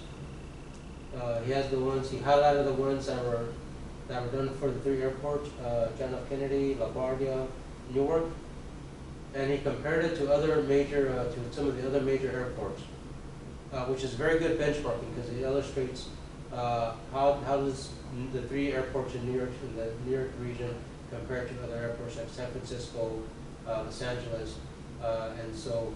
You notice that the number of inspections for the three airports is actually lower than some of the other airports. You looked at the number of that were compliant. You looked at the number of TSA inspections, and so that creates a benchmark for other airports. And then what he did, he also provided the percent distribution compared to all the inspections that were completed in some of the other airports. And if you notice from the 3 airports, they're way low, 38%. And so he's illustrating why the number of he's illustrating why there's a need for the new division that he wants to create. And so that's the purpose of having the data. You illustrate the problem, and it also helps to illustrate why you need a particular division. So in case in Victor, he's going to have the data, and it's going to be why he needs to restructure, why he's going to recommend restructuring, if he's going to restructure, why. And that may be, and so this also affect, this table also goes to the key performance indicators. So in the sense that if you only have 3%, 38% of the inspections compared to some of the other airports that are at 40% or higher, then when you create the agency, what you should do is have an increase in the number of inspections. So that percentage should actually increase. So it ties. So it's going to tie later on to the key performance indicator of the organization. If the unit is going to function well and it's going to function effectively, then you should have an increase in the number of inspections and the number of people, the percentage of compliance and everything else. But that also should lead to greater passenger safety. So there's an outcome assessed to all the key performance indicators. So this also ties back to the mission. What is the mission of the new unit? How are you going to staff it? What exactly you expect to get, and then what's going to be the outcome? And you need this data in order to help you to illustrate that. And so let's go to the next page. Let me shrink this.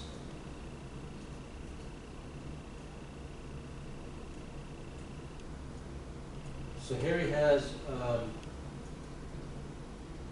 this page he has actually the number of inspections by type, which also helps to illustrate why he needs the new division. So we have the number of inspections, what type of inspections are being conducted. This also helps to illustrate why you also need the number of new positions that you need. So you're going to need you need people that are going to conduct different types of inspections. If you see one type of inspection that's low compared to the other ones, then that may be an area where you may want to focus the organization. So there's multiple. So when you collect the data, it's not just only telling me why you need the unit or why you're going to restructure the unit. The data also illustrate why you need the unit, and then also where you're going to hopefully target the work of the new organization of the restructuring. So if you look at the distribution, you notice that a lot of the distribution focuses on, say for example, on night inspections, fuel inspections, and movement area inspections are fairly low. If you look at the compliance, although they're low, there's high compliance, and so this is also telling me why you also need the organization, what is going to be the impact of the organization, how many people you need. It also again illustrates the issue that you're trying to solve. And so this goes back to, again, if you look at the scoring sheet, what you try to do is you try to hit as many, on the scoring sheet you try to do several things. Have very good organization, very good argumentation, and you're also structuring the paper in a way that's very coherent. And that's more for the students who have written reports. There's also a trend analysis. The trend analysis, so this goes to the students on the that are listening to their audio, but also to Victor, who's in the room. The reason why I have I asked the students to do the trend is this: if you have your current organization, say you have your organization that you work at, Victor, that you conduct certain types of inspections, as opposed to some of them that aren't being done. The longer that you don't solve the problem, that means that the problem that exists, if you don't, let me put it this way, if you're anticipating restructuring your agency to address particular inspections that are not being conducted, right? the longer you hesitate in not restructuring the problem, that means that that problem may get actually bigger. So this is why he did I asked him to do the trend analysis. If you're talking about inspections, if the agency is not conducting those inspections now, the problem is actually going to get bigger because those inspections aren't being done. So the problem is going to, you're adding to the problem as opposed to solving it. You're adding to the problem because the inspections are not being conducted in a particular type. If you're emphasizing one type of inspection over another one, what's happening is that what's underneath, what's not being inspected, is actually growing from year to year, as opposed to solving it. So if you're going to restructure, you're restructuring to do two things. Make sure the organization is effective, but also you're restructuring to make sure that what? That area that's not being addressed is going to be addressed going forward. To minimize what? To minimize any additional consequences that are going to occur in the future. So that's why the data and doing a trend analysis is important. Because not only do you want to say here's the current problem, but if this problem is not addressed, it's going to get bigger. It's going to balloon.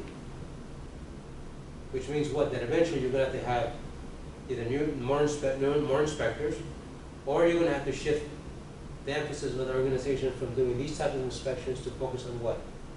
Those inspections that are not. But what's wrong with that? That means the other ones are not going to be addressed. Exactly. Right? So understanding, getting the data to understand all of this is important. That means a lot of work for the students in terms of getting data, but guess what? They get to understand why they need the data and what does it mean for the long term of their organization.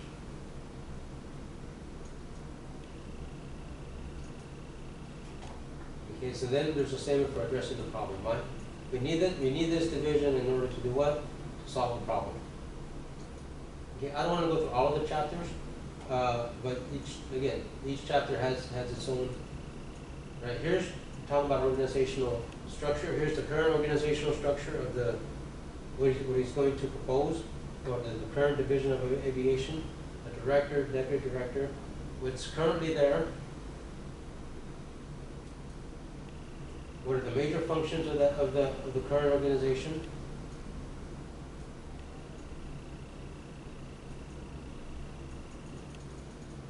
The reason why I asked to cover the current functions and activities of the current organization is that it also illustrates things that are not being done. So, and let me put it in the context of Victor's organization. You have your audit. You have the audit division. The audit division is composed of several units. Those several units have its particular function and activities. If you're going to make it more effective and efficient, then you're going to have to do what? Restructure. So what functions are the restructuring? What new units? When you restructure, you're going to you may keep the same unit, same name of the unit, but you may change the functions, or you may add to the functions. When you start adding to those functions, are you adding functions that were in a different unit as you consolidate?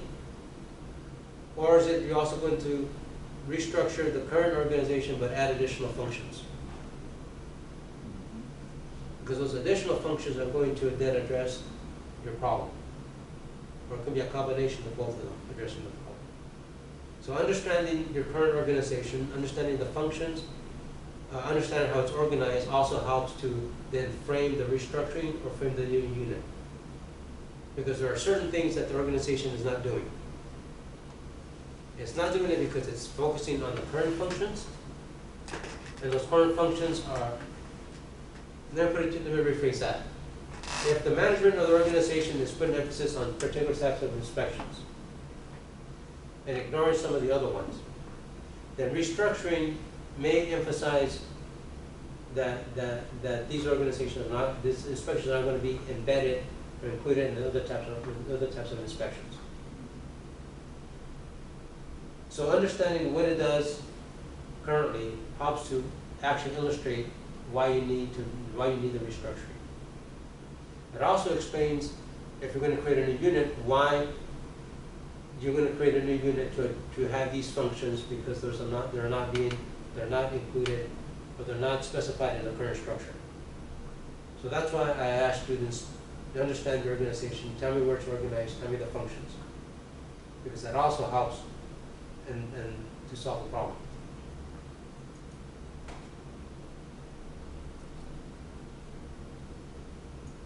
Okay. Now you took the budgeting class last quarter. So here's the current organization has current staff. So what this student did, here's all the current positions. Here's the salaries. I asked the student to estimate the fringe benefits because there's a total cost of the position. I don't know what you guys covered in budgeting. As a former budget director, I wanted to see the fringe benefit included in my budget, the organization budget. Here in the U.S., there's a tendency to keep the fringe benefits separate from the budget and then put into another portion of the budget. And it's usually called in the pension fund or somewhere else. I don't like that because what happens when you propose a line item for a particular position is that people ignore the fringe benefit. You don't see Exactly. cost at all. Yes. And so exactly, so you don't see the total cost of the position. So what I did for having the base, having a base salary, a base budget rather, I asked the student to estimate the fringe benefit. Here in the U.S., the fringe benefit can range from 30 to 45%. So I asked the students to estimate, more or less, guess what the benefit, what the fringe benefit is for the organization.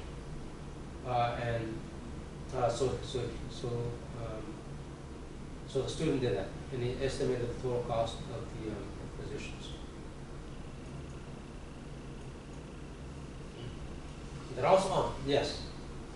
The other reason why I asked the students to have the current staff is for this reason. If you're going to create a new unit with new positions, if it's civil service and there are no new positions, generally what civil service is going to ask you to do is have the position and then have a salary range. And the salary range more or less has to be consistent with the current positions that are there, if they're similar. The reason why I ask students to create new positions that are not similar is that it also gives you authority to provide a greater salary range, so that you're not restricted by civil service, or you're not restricted by collective bargaining, so you have more flexibility in determining the salaries. It makes it more attractive, so that you get hopefully more qualified people. Right, so there's a benefit to doing that. When you restructure, I don't know what it is in Brazil, but here when you restructure, there's a tendency to keep the same positions, you're just reorganizing them. If you're going to restructure and also restructure the positions, then you have to get authority from the civil service to then go ahead and do a reclassification. That reclassification can take a long time, because you have to document exactly, you have to need the current position. Not only do you get the current position, you then have to document whether or not the positions are actually doing what's in the job description. If the position changed significantly over time, that whole job description is no longer valid. So that they have to then write new job descriptions. If it's civil service, then you have to get civil service approval to do that. My preference is that if I'm going to restructure, or if I'm going or create a new organization, especially when I'm creating a new unit, those positions are brand new, because it avoids civil service, it avoids all that bureaucratic stuff. There's ways around it. I don't know what it's like in Brazil. I don't know if you have those restrictions, but here there's a way around those restrictions, and it's a whole new position, a whole new title, and a whole new salary, so that they're different and distinct from the current positions. And so again, I asked the students to have the positions, have their salaries, for two things: for determining the current budget, the baseline budget, and also for determining whether or not those positions are going to be similar or they're going to be brand new. Because there's for me, I rather have, as a manager, I want to have the flexibility that I can determine what the positions are going to be in terms of salary, in terms of the responsibilities. It makes it less bureaucratic. So again, something that you should consider if you're going to restructure or build a whole new thing. Okay. I don't want to go through all the chapter 3. What I do want to do is this part, the organizational structure. And I was mentioning this in the what I did when I mentioned this in the introduction. Where you place the new,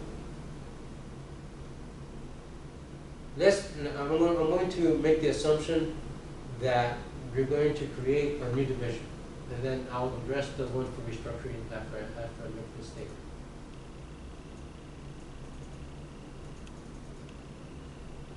If you go back to your organizational theory class, you talked about flat organizations, you talked about more hierarchical organizations, you talked about how to structure, how to organize an organization and its functions. When you're creating a new division, this student could have done several things. He could have put the office of certification under an existing division.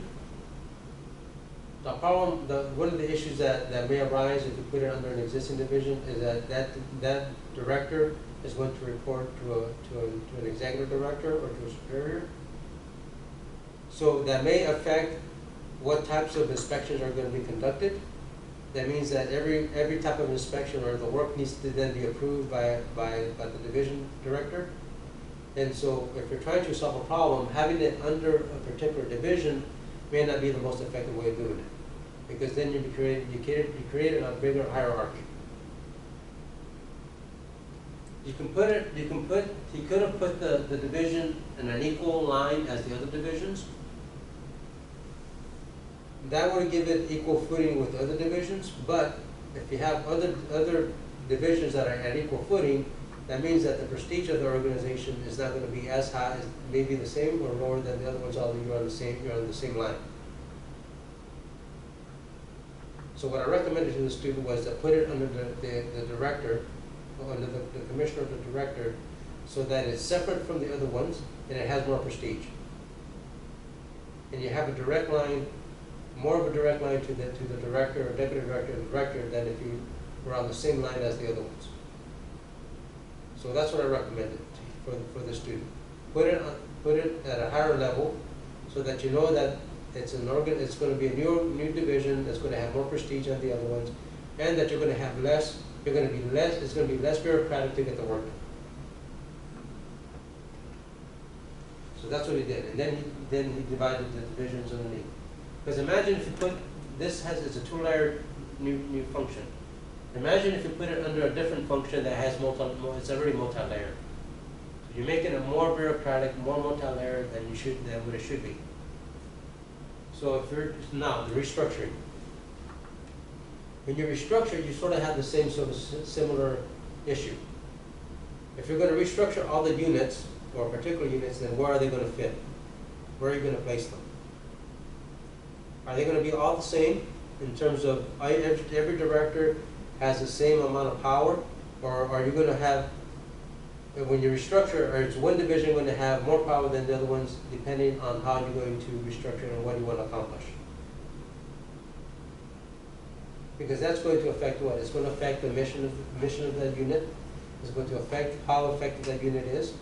It also means that there's going to be less competition for resources if you put it above the line, above the other ones, because if you put it in terms of finances, in terms of prestige, if you put it as an equal footing for the other divisions that you're going to restructure, that means that you're going to be sort of competing for the same amount of resources, same pot of money. If it's above the other ones, then you have more flexibility and you have more authority to get what you want, to some extent. So again, so from the restructuring point of view, where do you want it? And then what does it mean for the actual implementation? What does it mean for the actual budget? And then what does it mean for actually doing the work that you're proposed to do? Things that you need. So that comes the organizational theory stuff. Right. So I'm doing. So this project has multiple sections, but it also addresses multiple issues that you're going to confront as a manager. Because you need to think about politically where I want it, organizationally where I want it, fiscally what do I want, and then in terms of the work being done, how can I get the work done in the most effective and efficient way of doing it? Okay, this chapter is chapter 4 is, out of all of the chapters, chapter 4 is probably one of the most important chapters,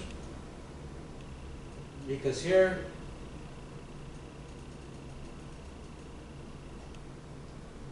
so what my former student did is this. Here's the new division. The director of here's the new division. Let me make this bigger.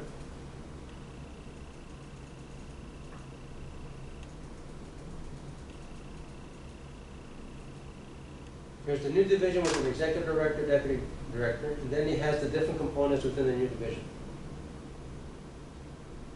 And this goes back to the introduction. If you remember the introduction, there were different types of inspections that were being conducted, or that weren't being conducted, right? However you want to do it. So now if you look at this division, he has the different types of inspections. He has a division that's going to assess the performance. Then he has the section that deals with education, and then the section that does the accounting, the reporting part. Each of those are going to impact the mission of the organization. It's going to impact the actual performance of what actually gets done. And then there's a section there for actually monitoring the work that the organization does, this unit. All of this also means that what? You need individuals to do these different functions. You need individuals that actually do the work. So this here then serves as the basis for one, understanding the impact to the total organization staff, understanding the total impact to the financial, to the amount of resources that the entire organization needs. But more importantly, this also then provides the baseline budget for the new division.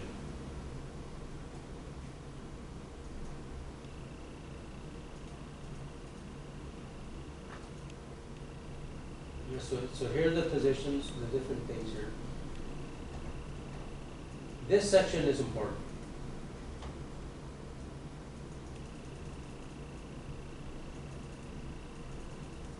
And it's important for several reasons. So let me go to Victor, who's sitting in class.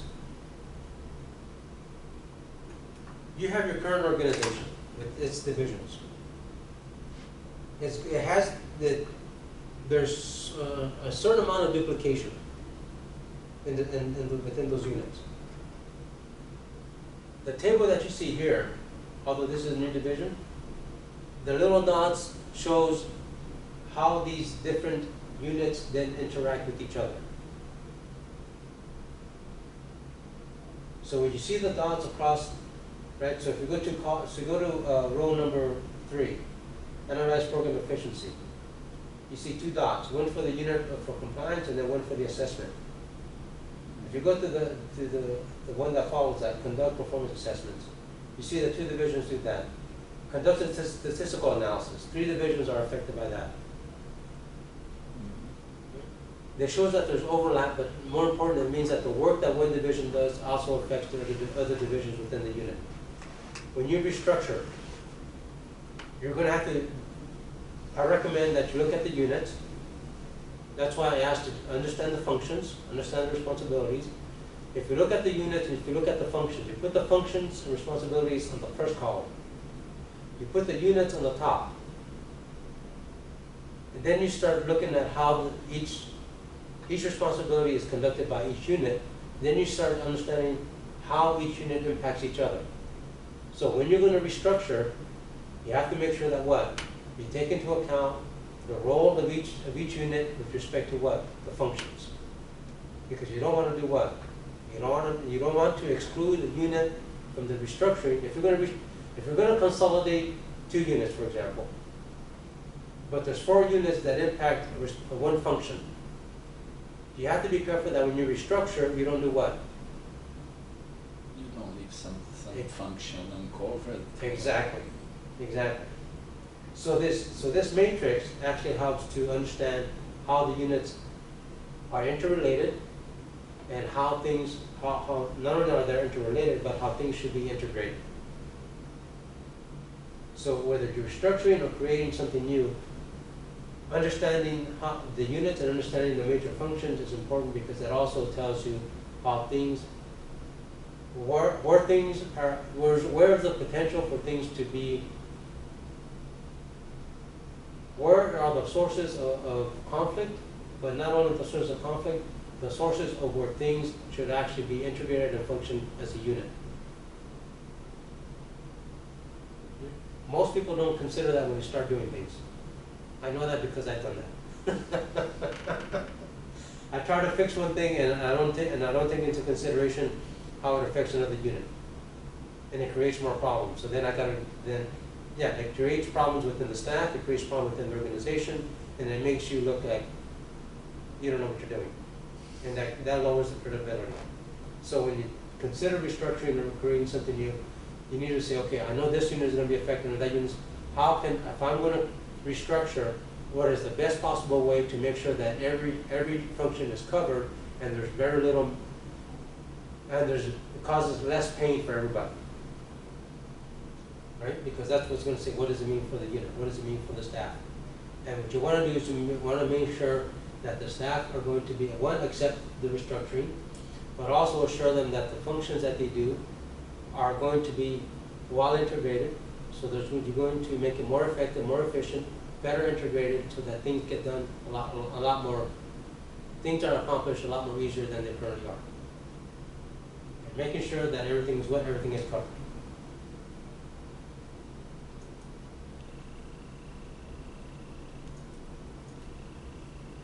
So I'm explaining why things are included in the report. Okay. Here's the beginning of the baseline budget.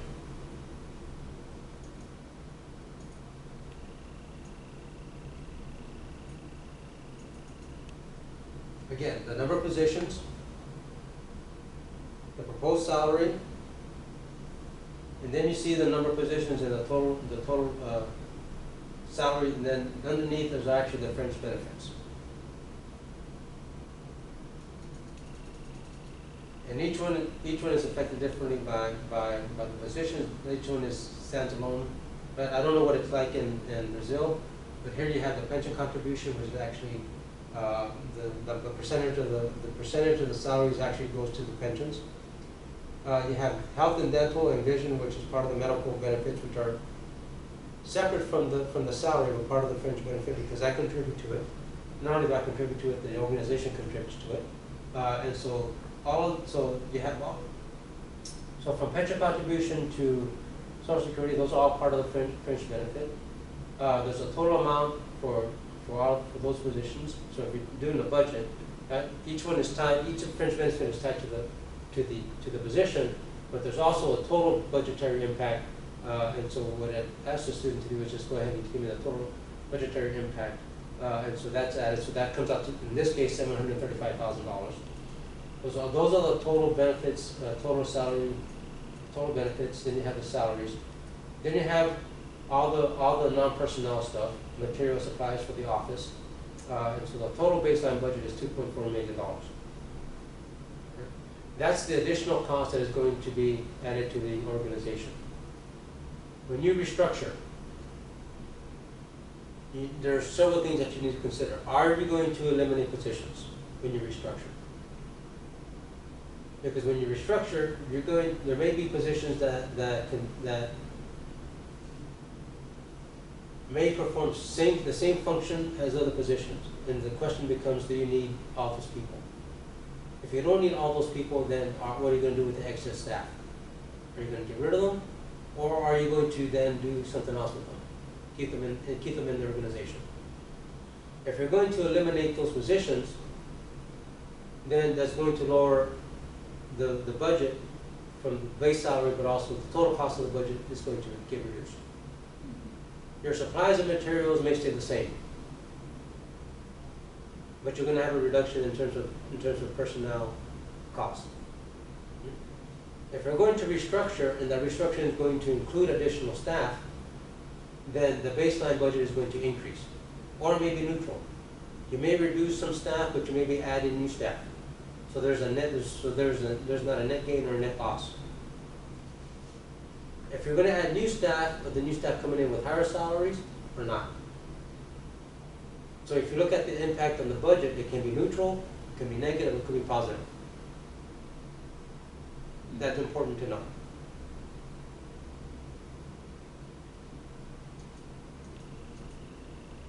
And then if you're going to project it, the reason why I asked him to project it is this. If you're going to have an implementation plan that's going to span several months or several years, then the total number, the baseline budget is not going to be, this makes the assumption that everyone is on board. Everyone's on board.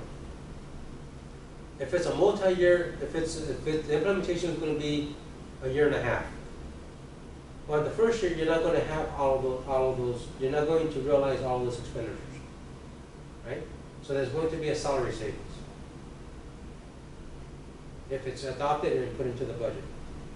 If you're going to have a salary savings, that means you're going to have excess appropriation. That you can either utilize or reprogram, or you can just say we save money. The second year, right, you add the current positions, then you're going to add in additional positions. Right? So by the third year, you're going to have everyone on board. I asked the students to make the assumption that everyone is on board with the first year, so that you understand what how the baseline budget is going to increase from year to year. So that's what this student did. Right, here's the baseline budget in terms of personnel. I don't know what it's like in Brazil. I don't know if they're union, non-union. If these positions, some of them are union, then they're going to increase based on the collective bargaining. If they're not collective bargaining, then I asked the students to make the assumption that you're going to increase salaries by 3.5% for inflation. What you don't want to do from the budget standpoint is have the base salary stay constant, and then 1 year you go ahead and increase the salary. Right, because then that just creates problems. So I made the assumption, make the assumption that you're going to have salary increases going forward, so that those are already, when you create the budget, those are already accounted for. Whether you give them increases or not, that's a different story. But at least they're there. What you don't want to do is have a baseline budget, no salary increases, all of a sudden comes a salary increases, then you have to do budget adjustments and everything else. For me, from my standpoint, is I look at it as have it embedded already in the budget. If you give out the salary increases, you're already covered. You don't have to do any major reprogramming. And so you already built that in. So that includes everything from the benefits, from salary to benefits. Now here is something that you understand very well: startup costs. Every organization, if you're going to create a new organization, it has startup costs. So here are the materials. Materials and supplies those are going to continue going forward. There are some expenditures that don't. Right? Not everyone's going to get a new computer every year. Those last for 3 or 4 years. So I asked the students to not put that into the budget going forward, because you're not going to have those expenditures going from year to year. If it's a brand new organization with brand new computers, then you may replace them at the 4th year. So those costs are then going to come in again during the 5th year. So that the budget is good. So you already accounted for those in the 5th year. Right? And then you go ahead and then redo the forecasting. I asked them to do the forecasting for several reasons. One, so that they understand what the impact is going to be going forward. Second, it illustrates that they understand financial management. right? And so that you can plan the budgets going forward, understand what is going to be the impact, not just for your unit, but for also for the organization. More broadly, what does it mean for the entire, right, if you're looking at a state, at a local government, what does it mean for the total local government? So it's this division, this organization, plus the other divisions, and then under, the impact that it's going to have on the other executive division, other executive departments as their budget increases, right? So that if I'm the executive, I understand exactly what's happening with every department, with every executive department under me. Right? That's why I asked them to do the forecast. And it also means that you're being very transparent in terms of what you're doing. Okay? This is one of the most important chapters in the report, and it should be probably the most thorough in terms of budgeting. So for you, it's great because you just now, for you, Victor, it's great because you just now finished the budgeting class. So you get to integrate it here. Other students who may not have taken the budgeting class, well, they're going to have to,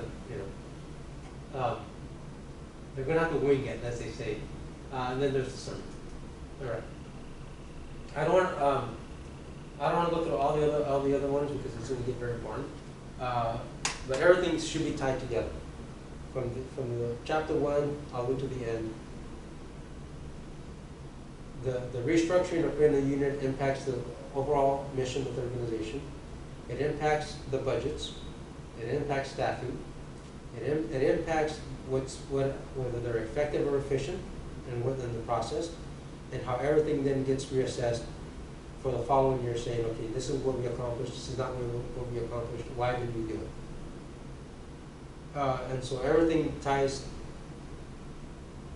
should tie together in the report, because that's what managers do. And so, again, for you, although you're not writing the thesis, this is, again, more complicated than writing the thesis because you have to consider all the political considerations. You have to consider what are the economic, financial impacts, what does it mean for human resources, and what does it mean in terms of actually meeting the public good. Right? But that also should illustrate, when you go back to Brazil, that this is what you guys paid for. And this is what I learned when I was over in Florida. And so, but hopefully that going through this process, you also understand why things don't work the way they're supposed to work. And how to go ahead and then fix the problem. Well, not necessarily fix the problem, but how to address the issue how to make the organization function more effectively and meeting its mission, to put it that way. Because not everything that we do is a problem. Not everything that we do is an issue. Is how to then, sometimes it's hard to, the issue is how to make the organization more effective, more efficient, and meeting the expectations of the people we serve. Sometimes that means creating new things, sometimes that means restructuring. And the restructuring, that may mean reducing the current number of positions. It may mean adding additional positions. It may mean restructuring the way the functions and the activities. It may be adding new functions and activities. And that's part of restructuring. It's also part of creating new stuff. So what do you think, Victor?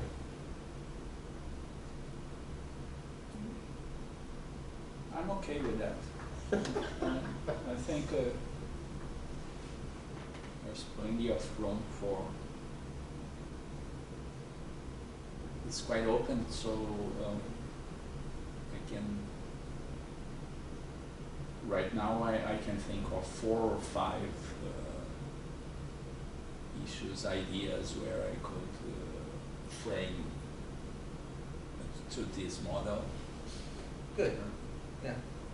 Yeah. And it's pretty clear, the exposition is pretty clear about what you're expecting from this. Yeah, so the optional chapters, chapter 5, 6, and 7. Because even when you restructure, the old performance measures are no longer reliable and valid. Right? Because it's a whole different way of doing things. If you're gonna write chapter 5, 6, and 7, then you have to just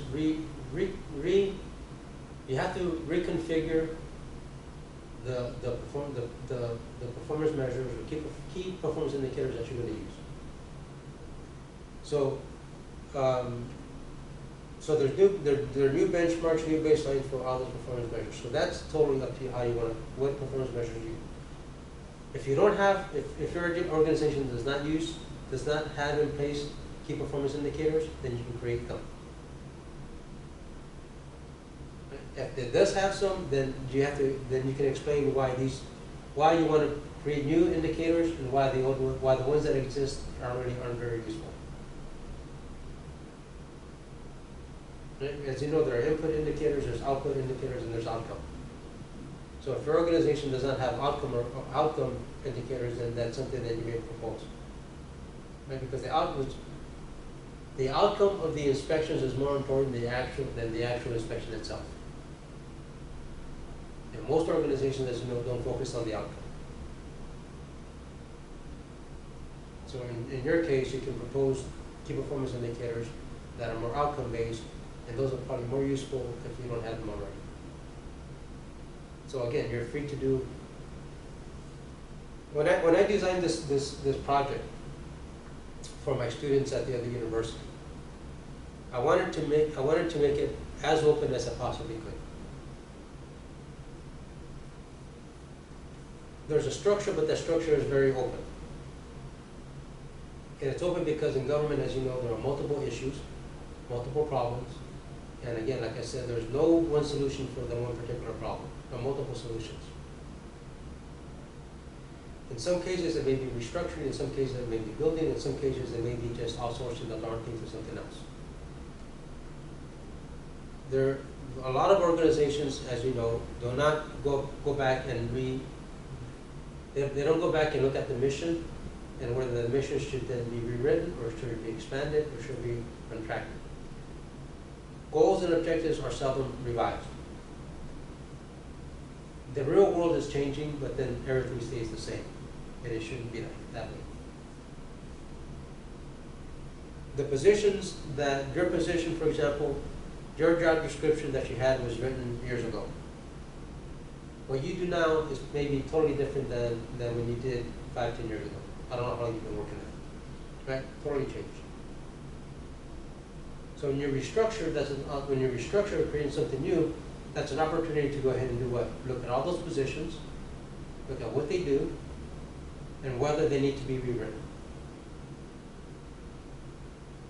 So you rewrite them for what you currently do, but you should also do what? Consider things that you may want to do in the future. Because you have to anticipate that things are changing. And things are going to change.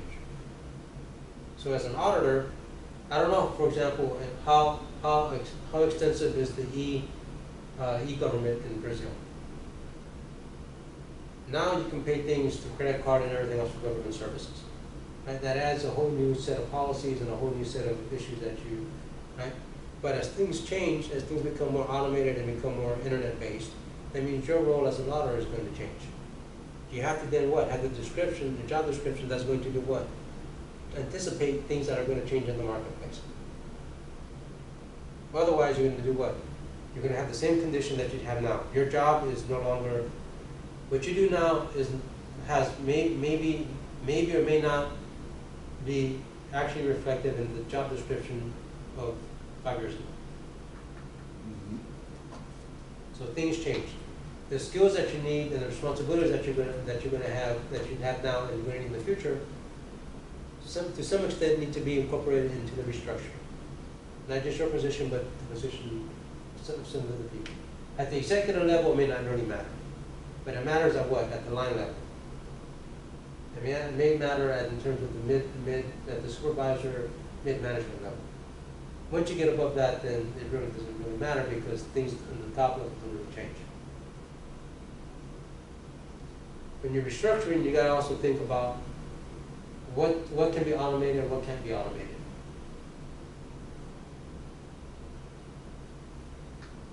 Right? Are there functions that can be that are more?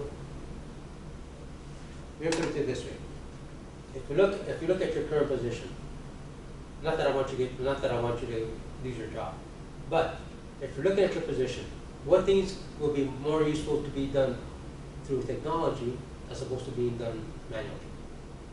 So when you restructure, to what extent can you then automate functions, because that also means that it's going to liberate you to do the things that you really need to do.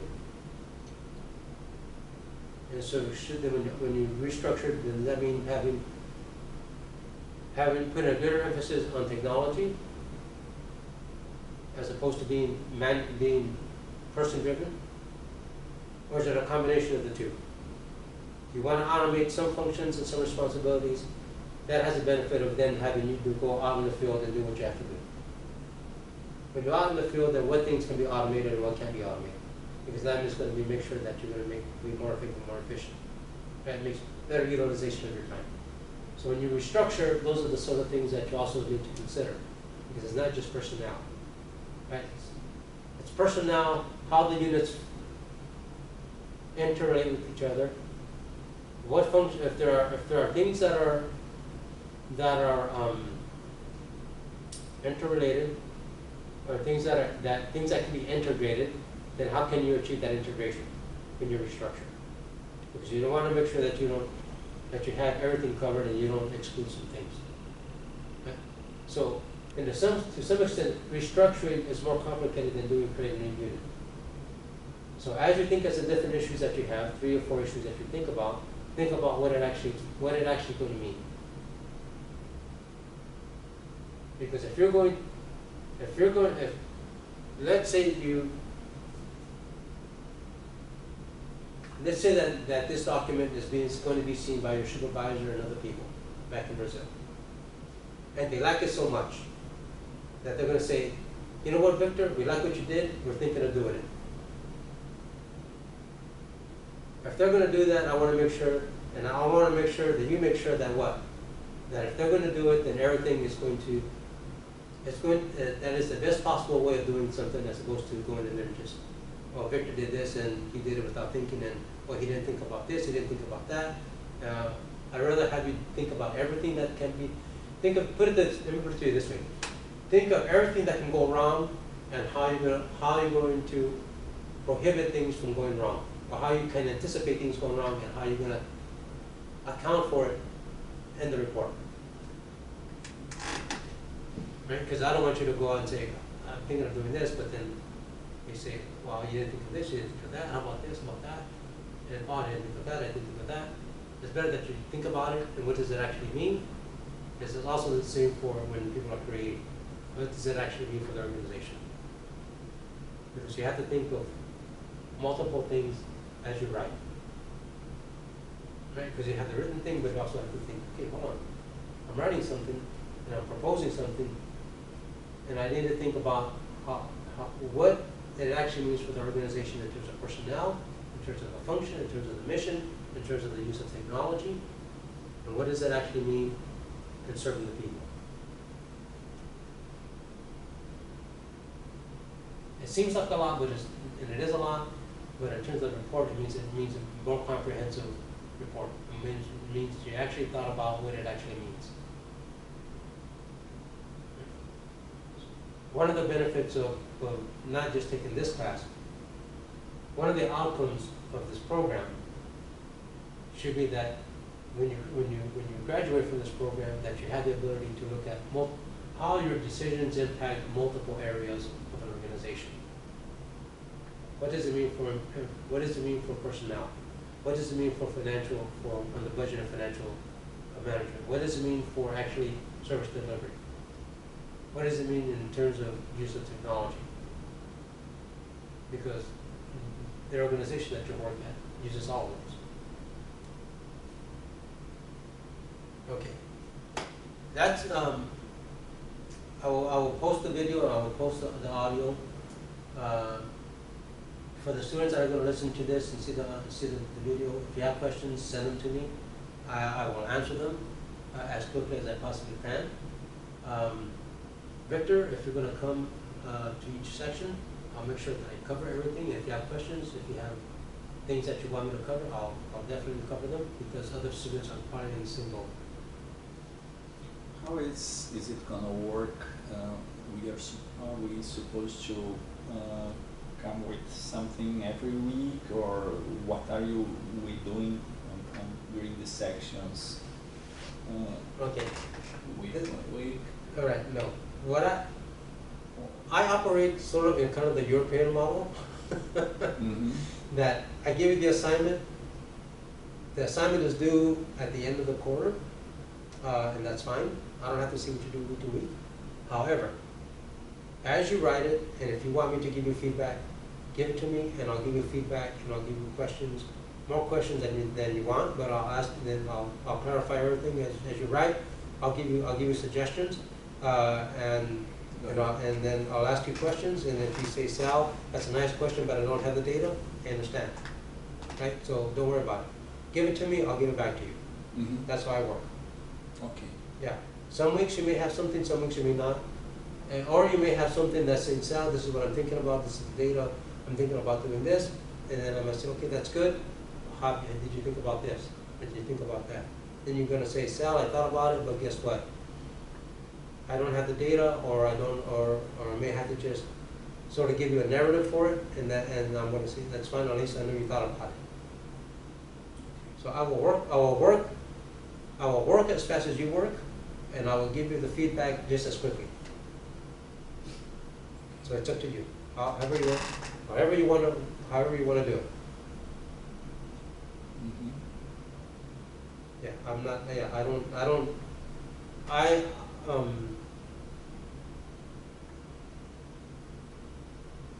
when I had the biggest office I managed was 25 people, 26 people. That was the biggest office I had. Divided into 3 sections: the budget people, the capital budget, and then school support. This is at Miami-Dade Schools. Each division operated differently. Within each division, people operated differently. So I had to be flexible enough to meet all of their needs, but also to make sure that I work very well with all of my staff. And so some staff needed positive reinforcement on everything they did, and so we did that. Other staff worked independently, and they were able to do things, and so they would show me things when they were done. And then I would say, okay, go back and do this, go back and do that, and then, so I work. So it depends on your work style, and I'm very flexible in terms of your work style, and so whatever works for you is fine with me. Okay. The point is the final deadline. Yeah, final deadline. Yeah, that's fine. Again, but if there are things that some things are going to be very easy for you, the whole project may be easy for you. No. But if there are sections that present difficulties, then fine, I'm here. I'll help you. That was the same for all the other students. I actually had one student. As I was communicating with, before this class started, there was a couple of students who wanted to know ahead of time what everything was going to be. And so I gave them the preliminary syllabus, I gave them the case studies, and they were shocked. Oh, we can't write 150. I said, relax. I'm going to cut it down. Some sections are going to be optional. I'm going to cut it down. Relax. I want you to feel very comfortable in being creative. You have an issue, you need to address it, be as creative as you possibly can. It's fine. Based on the data that you have, if you need to give me things, give them to me. I'll give them back to you. I'll make you comments. But I wanted to reassure them that, one, I was open. Second, that I would work with them. Third, that although the project includes a lot of sections, it doesn't necessarily have to be 150 pages. But if in your case, let's say it is going to be 150 pages. What is the best utilization of the data, and what is it's going to give you the best possible result if people are going to use it in the future, right? Because 150 pages may not be sufficient. You may need more, and I'm fine with that. Yeah, because again, I told the students every issue has some issues may not be very complex. Some issues may be complex, but the solution may be very easy. Some issues may be very easy, but the organization that you have is very complex. So the solution may be more complex, although you have a very simple issue. And then you may have those issues that are very complex, your organization is complex, and guess what? You're going to have a very complex solution. And so that's going to require more paper and more space, and I understand that. So I told the students, never focus on the number of pages. Because focusing on the number of pages means, oh, I got to write 15 pages. No, you don't need to write 15 pages. If you can write it in 5 and 10, I'm fine with that. If you need more than 15 pages, I'm fine with that. So it's a matter of, I have an issue, or I have a problem, or I have a restructuring. What is the best way to address that issue, to address that problem, or to address that restructuring? That's what I want people to focus on.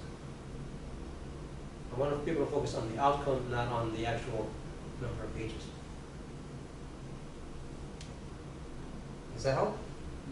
Yes. I hope it does. And then at the end of the quarter, we can go to a Brazilian restaurant, listen to Roberto Carlos. Roberto. All right, I'll see you guys. Thank you for listening. I'll post this, and then I will. If you have any questions, give them to me.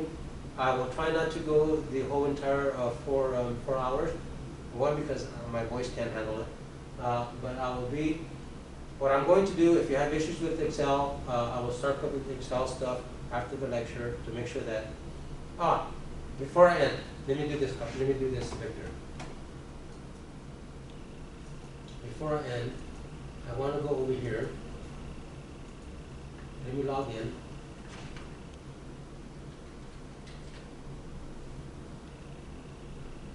Make sure I spell the name correctly.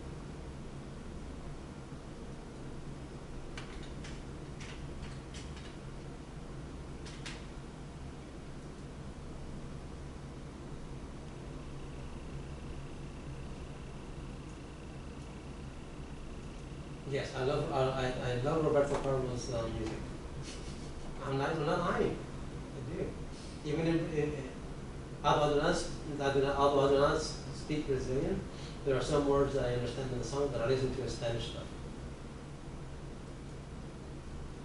The other guy that I liked was Nelson Ned. Oh, this shorty. Yes, Nelson Ned. I've always enjoyed Nelson Ned. The Spanish stuff. Brazilian stuff I didn't really understand. Then you probably said, Professor Sal didn't know about Roberto Carlos. Erasmo Carlos and Nelson Ned. Yes, okay.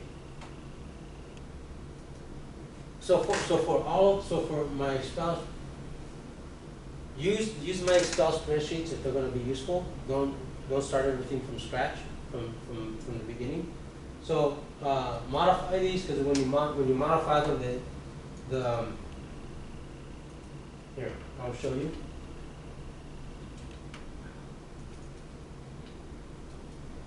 I'm trying to.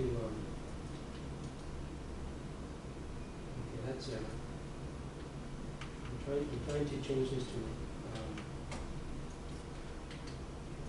Might be protected. Did I protect? I may have protected this. All right, so here's. I'm going to enable people.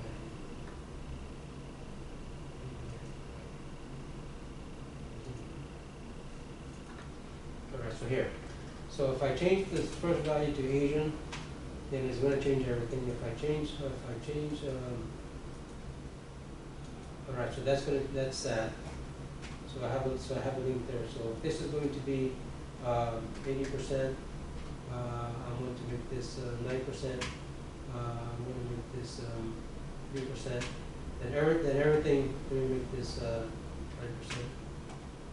Make this 8%. So everything changes as I change. So don't worry about it. You can use these as change the columns, so if you have divisions or whatever it is you want to change them, change the percentage because the formula is already there. If you want to do something else, then change it. So this is tied to that. So everything in here is for your use. Same thing here. If you have your divisions, change them, do whatever you need to do. That's not a problem. This one here, you can change this to whatever you want. So rather than having, you can make this, executive director.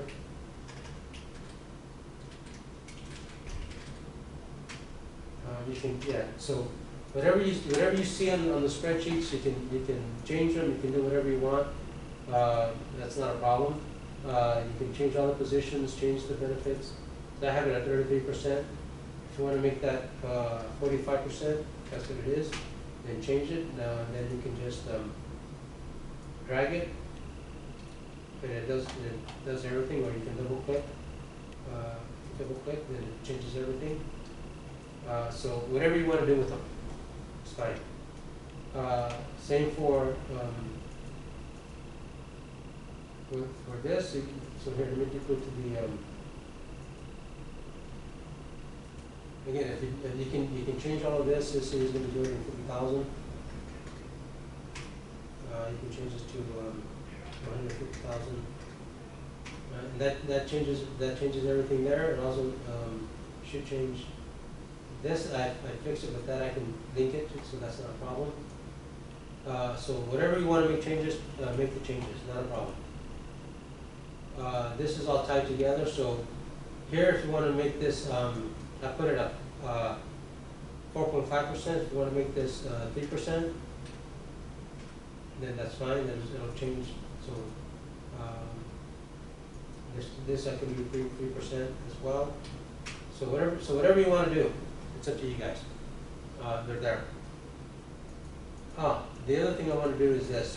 Way at the end, so if you go to this arrow,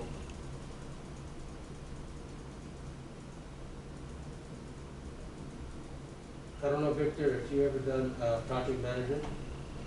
So here's my implementation plan. So if you want to have an implementation plan, I have the start dates. This little diamond is the actual deliverable, which is a report or whatever it is you're going to use to, whatever you're going to document you're going to produce or whatever. So it has the whole schedule, has the whole project schedule from phase 1, the tasks, the dates, start, end date, things that overlap, what ends, what starts. So whatever you want to do with this implementation plan, that's fine. You don't need to have four like that. You can have one big implementation plan. So again, whatever you want to do. This is a deliverable, which means there's some type of report. So yeah, so if you're going to restructure, then you can have phase 1, phase 2, phase 3, however complex you want to make the restructuring. Right? Or you're going to. There's maybe 2 units and we want to restructure concurrently and then restructure another unit, or you may have 1 unit first, 1 unit second, or those units that are more overlapping, you may want to restructure those simultaneously, combine them together, as opposed to, so it's up to you. This is just a plan. It's not required, but it's one of the last chapters, so if you want to do that, then that's fine. I just wanted to do this just in case there was people that didn't know how to use Excel. Then I'll show you how to use Excel and how to change things. Yeah, the graphs are the graphs, and you can always change the graphs. No problem. So use everything that you see on the websites. It's up to you guys. So that's the end of today's lecture. Where are these steps in the canvas? So yes, so now that I pause this, let me delete this. Yeah, let me turn this off, and then I'll show you where to.